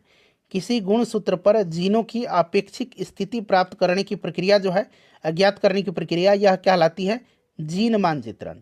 ठीक है ना, इसको हम लोग जीन मानचित्रण बोलेंगे और इसका उपयोग जीन क्रम निर्धारित करने, जीन के बीच की दूरी की गणना करने के लिए किया जाता है, जीन मानचित्रण। चलिए उसके बाद देखिएगा ब्रायोफाइटा में बीजाणु मातृ कोशिका होती हैं, मातृ कोशिका पूछा गया है। सबसे पहले बात करते हैं तो देखिए फ्रेंड्स ब्रायोफाइटा के अंतर्गत मॉस और लिवरवर्ट आते हैं, याद रखिएगा मॉस और लिवरवर्ट आते हैं, ये प्रश्न बन सकता है मॉस और लिवरवर्ट। और ब्रायोफाइटा को जो है, ये जो ब्रायोफाइटा है, ब्रायोफाइट पढ़िए, ये पादप जगत का उभयचर कहलाता है। ठीक है ना, इस चीज़ को आप याद रखिएगा। और ब्रायोफाइट में बीजाणु मातृ कोशिका द्विगुणित होती हैं। ऑप्शन नंबर यहाँ पर बी राइट आंसर होगा। लीची का जो खाद्य भाग है, खाने योग्य भाग है, वो कौन सा है, तो लीची में जो होता है आपका ये एरिल राइट आंसर होगा, एरिल करेक्ट आंसर होगा। ठीक है ना, एरिल राइट आंसर होगा इसका। उसके बाद देखिएगा कि वह जानवर जो मुख्यतः मांस खाता है निम्नलिखित में से क्या कहलाता है। देखिए बीपीएससी स्कूल टीचर का, बीपीएससी टीआरई का प्रश्न यहाँ आपको देखने को मिल रहा है। तो फ्रेंड्स ये जानवर क्या कहलाता है, इसको हम लोग कार्निवोर कहते हैं, कार्निवोर कहते हैं। ठीक है ना। चलिए लैक्टियोल निम्नलिखित में से किससे संबंधित होता है, ये सब बीपीएससी स्कूल टीचर का है, बीपीएससी टीआरई का है। ठीक है, लैक्टियोल जो होता है फ्रेंड्स ये आपका वसा अवशोषण से संबंधित है। लैक्टियोल जो होता है, लैक्टियल्स, ये लसिका वाहिका हैं। जो लैक्टियल्स रक्त कोशिकाओं के समान होते हैं, लेकिन रक्त कोशिकाओं की तुलना में इनका व्यास बड़ा होता है और इसका मुख्य कार्य छोटी आंत में आने वाली पचे हुए भोजन में उपस्थित वसा का अवशोषण करना है। तो यहाँ पर वसा अवशोषण होगा। उसके बाद देखिए प्रकाश संश्लेषण के अध्ययन से संबंधित वनस्पति विज्ञान की शाखा क्या कहलाती है। देखिए बीपीएससी टीचर का यह प्रश्न, बीपीएससी टीआरई का क्वेश्चन है, राइट आंसर इसका बताइए। तो फ्रेंड्स इसको हम लोग पादप कारिकी बोलते हैं। ठीक है, यानी कि प्लांट फिजियोलॉजी। देखिए ट्रैकोमा रोग का संबंध किससे है, ट्रैकोमा रोग संबंधित किससे है, तो आपको पता है ट्रैकोमा आँख से संबंधित बीमारी है, ट्रैकोमा आँख से संबंधित बीमारी है। अदरक एक भूमिगत तना है, जड़ नहीं, क्योंकि देखिए प्रश्न बीपीएससी 2-3 बार पूछ चुका है। तो क्योंकि इसमें नोड और इंटरनोड होते हैं, इसमें गांठ और पर्व होते हैं। ठीक है ना, ऑप्शन यहाँ पर बी राइट आंसर हो जाएगा। चलिए उसके बाद देखिएगा कि जल परागित पुष्पों में परागकण होते हैं। तो जल परागित पुष्पों में परागकण सूखे होते हैं। ठीक है ना, सूखा राइट आंसर हो जाएगा। देखिए कौन सी ग्रंथि दोनों है, अंतःस्रावी भी है और बाह्यस्रावी दोनों के रूप में कार्य करती है। ये ग्रंथि कौन सी है फ्रेंड्स, तो ये ग्रंथि अग्नाशय है, अग्नाशय राइट आंसर हो जाएगा। Option number C correct answer इसका हो जाएगा। ठीक है, चलिए उसके बाद देखिएगा नेक्स्ट क्वेश्चन है कि पौधे की जड़ों में मृदा से जल प्रवेश का कारक क्या है, बताइए राइट आंसर इसका क्या हो जाएगा। तो इसका कारक जो है ये आपका ऑस्मोटिक प्रेशर है, ऑस्मोटिक दाब है। ठीक है ना। चलिए उसके बाद नेक्स्ट क्वेश्चन हमारा कि ऑर्निथोलॉजी अध्ययन है। ऑर्निथोलॉजी जो है यह पक्षियों का अध्ययन ऑर्निथोलॉजी कहलाता है, और हड्डियों का अध्ययन ऑस्टियोलॉजी, ये ऑलरेडी बीपीएससी पूछ लिया है ऑस्टियोलॉजी। चलिए मृत जीवों के अपघटक हैं, मृत जीवों के अपघटक जो होते हैं इसमें से आपके जीवाणु भी हैं। ठीक है ना, और कवक दोनों ही अपघटक के अंतर्गत आते हैं। तो यहाँ पर देखिए आपका उपरोक्त में से एक से अधिक राइट आंसर होगा, जीवाणु कवक दोनों आते हैं। स्तनधारी में सामान्य श्वसन के दौरान डायफ्राम होता है, स्तनधारियों में सामान्य श्वसन के दौरान डायफ्राम चपटा हो जाता है। वस्तुतः क्या होता है कि फेफड़ों के नीचे स्थित डायफ्राम स्तनधारियों में एक श्वसन मांसपेशी है जो श्वास लेने की प्रक्रिया में सहायता करती है। तो यहाँ पर चपटा राइट आंसर होगा। देखिए शरीर की प्रतिरोधक क्षमता से जुड़ी सबसे महत्वपूर्ण कोशिका का प्रकार कौन सा है, बताइए। शरीर की प्रतिरोधक क्षमता से जुड़ी सबसे महत्वपूर्ण कोशिका का जो प्रकार है यह आपका लिम्फोसाइट है, लिम्फोसाइट है, याद रखिएगा लिम्फोसाइट करेक्ट आंसर इसका हो जाएगा। देखिए पौधे में आपका प्रदीप्ति कालिता की खोज करने वाले कौन से हैं इसमें से? तो ये जो खोज किया था ये गार्नर और एलार्ड ने किया था। पौधों के द्वारा प्रकाश की अवधि और समय के प्रति अनुक्रिया को प्रदीप्ति कालिता बोलते हैं। तो गार्नर और एलार्ड यहाँ पर राइट आंसर हो जाएगा। मानव गुर्दे में निस्यंदन इकाइयों को क्या कहा जाता है? सिंपल सा क्वेश्चन है फ्रेंड्स, बताइए राइट आंसर इसका क्या होगा। निस्यंदन इकाई को नेफ्रॉन कहते हैं। तो नेफ्रॉन तो ऑप्शन में दिया है क्या है? मानव गुर्दे में निस्यंदन इकाई को जो है नेफ्रॉन कहा जाता है और इसका उपयोग रक्त से पानी, आयन और छोटे अणुओं को अलग करने, अपशिष्ट पदार्थों को जो है निस्यंदित करने, ये सब में किया जाता है। चलिए उसके बाद देखिएगा कि टैकीकार्डिया में हृदय गति होती है। टैकीकार्डिया में हृदय गति होती है। तो फ्रेंड्स इसमें जो होती है टैकीकार्डिया में हृदय गति, यह आपका हो जाएगा तेज हो जाती है। ठीक है, देखिए टैकीकार्डिया हृदय गति के लिए एक चिकित्सीय टर्म है, शब्द है। जब हृदय 1 मिनट में 100 से अधिक बार धड़कता है और चिकित्सा विज्ञान में इसी ही टैकीकार्डिया कहा जाता है और इसमें जो है हृदय की गति तेज हो जाती है। चलिए उसके बाद देखिएगा कि कोविड टीका प्रतिरक्षी प्रक्रियाओं को कैसे उत्तेजित करते हैं। जो कोविड के टीका हैं तो ये जीवित क्षीण SARS-CoV-2 वायरस प्रवेश करके, ऑप्शन बी यहाँ पर राइट आंसर होगा इसका। देखिए निम्नलिखित में से कौन से जीभ के स्वाद नहीं है? जीभ के स्वाद जो होते हैं आपको पता है कि कड़वा, मीठा, नमकीन, खट्टा, उमामी, ये जीभ के स्वाद होते हैं। ठीक है ना। यहाँ पर देखेंगे आप मसालेदार और तीखा, ये जीभ के स्वाद नहीं है। मीठा, कड़वा, नमकीन, उमामी, खट्टा, ये जीभ के स्वाद होते हैं, ये नहीं है। इसीलिए ऑप्शन यहाँ पर 4 और 7 जो कि ऑप्शन डी में दिख रहा है सही आंसर होगा इसका। ठीक है, चलिए उसके बाद देखिए निम्नलिखित में से कौन सा जोड़ा इसमें से सही सुमेलित है। तो यहाँ पर देखिएगा एनोरेक्सिया जो है, एनोरेक्सिया ये आपकी एक तरह की विकार किससे है बताइए। तो ये आपका बताइए राइट आंसर क्या होगा। सबसे पहले देखिए, सबसे पहले मैं आंसर बताता हूँ, 3 और 4 यहाँ पर राइट आंसर हो जाएगा। क्यों? क्योंकि यहाँ पर देखिए डिस्पेनिया जो है ये सांस की तकलीफ है और एनोस्मिया जो है ये गंध की आंशिक या पूर्ण हानि है। ये देखिए एनोरेक्सिया जो है ये खाने का एक तरह से विकार है, हम लोग कम खाते हैं इसमें। ठीक है, और इंसोमेनिया जो है ये नींद संबंधी विकार है। तो ये दोनों इसीलिए ये गलत दिया गया है और 3 और 4 यहाँ पर सही दिया गया है। ठीक है फ्रेंड्स, चलिए नेक्स्ट क्वेश्चन हमारा कि निम्नलिखित कथन पर विचार करें और यहाँ से कौन सा कथन सही है ये आपको चुन करके बताना है। बताइए राइट आंसर, कथन पढ़िए फिर इसका आंसर बताइए। तो यहाँ पर देखिए दोनों के दोनों कथन सही दिए गए हैं। टेनियासिस एक आंतों का संक्रमण है जो टेप वार्म की 3 प्रजाति टेनिया सोलियम, टेनिया सनिगाटा और टेनिया एशियाटिका के कारण होता है। ये सही है। जब मस्तिष्क में सिस्ट विकसित होते हैं तो इस स्थिति को हम लोग न्यूरोसिस्टम देखिए सिस्टिस कार्सिस देखिए NCC इसको कहा जाता है। तो ये दोनों सही हैं। ठीक है ना। चलिए अगला प्रश्न है हमारा कि फिर से देखिए मिलान करना है यहाँ पर। तो मिलान करके यहाँ पर नीचे से आपको दिया गया है कि कूट में से आंसर चुनना है। चलिए यहाँ पर मिलान करते हैं। तो देखिए कपड़ा आपका यहाँ पर एक तरफ दिया गया है और एक तरफ उत्पत्ति दिया गया है। ठीक है, तो लिनेन जो होगा ये सन का पौधा होगा। ठीक है, जटा यानी कि कायर जो है, क्वायर ये आपका हो जाएगा नारियल का पौधा। ठीक है, उसके बाद मोहायर जो है ये आपका अंगोरा बकरी, कहाँ पर दिया गया 4 में, और डाउन जो है ये आपका बतख और ग्रीज के पंख। ठीक है, तो इसको मिलाइएगा। देखिए ऑप्शन डी में इसका मिलान सही दिया गया है। चलिए उसके बाद देखिएगा कि आगत और निर्गत तंत्रिकाएं मिलती हैं। आगत और निर्गत तंत्रिकाएं जो हैं ये मिलती हैं कहाँ पर? केंद्रीय तंत्रिका तंत्र में, सेंट्रल नर्वस सिस्टम में। ठीक है ना, याद रखिएगा। चलिए DNA के डबल हेलिक्स संरचना की खोज किसने किया था? तो ये प्रश्न कई बार पूछ लिया गया है। जेम्स वाटसन और फ्रांसिस क्रिक ने किया था। ठीक है ना, ऑप्शन बी राइट आंसर होगा इसका। चलिए उसके बाद देखिएगा कि वेक्टर टीके प्रतिरोधक शक्ति प्रदान करने के लिए कैसे काम करते हैं। तो ये काम कैसे करते हैं फ्रेंड्स? तो ये किसी भी देखिए शरीर में रोगजनकों पर सीधे हमला करके उन्हें नष्ट कर देते हैं। तो इसीलिए ऑप्शन नंबर यहाँ पर सी राइट आंसर हो जाएगा। ठीक है, चलिए उसके बाद देखिएगा कि देखिए mRNA का फुल फॉर्म आपसे पूछा गया। mRNA इसका फुल फॉर्म पूछा गया है। देखिए mRNA पद का विस्तारित रूप क्या है जो महामारी की शुरुआत से ही व्यापक रूप से चर्चा में रहा है? इसका फुल फॉर्म क्या होता है फ्रेंड्स? इसका फुल फॉर्म होता है messenger ribonucleic acid, messenger ribonucleic acid. पूरा का पूरा प्रश्न मैंने आपको बायोलॉजी का बीपीएससी टीआरई 3.0 के लिए साइंस वाला जो बायोलॉजी है कंप्लीट करा दिया। सेशन को लाइक कर दीजिए और फ्रेंड्स प्लीज़ इसको शेयर कर दीजिए।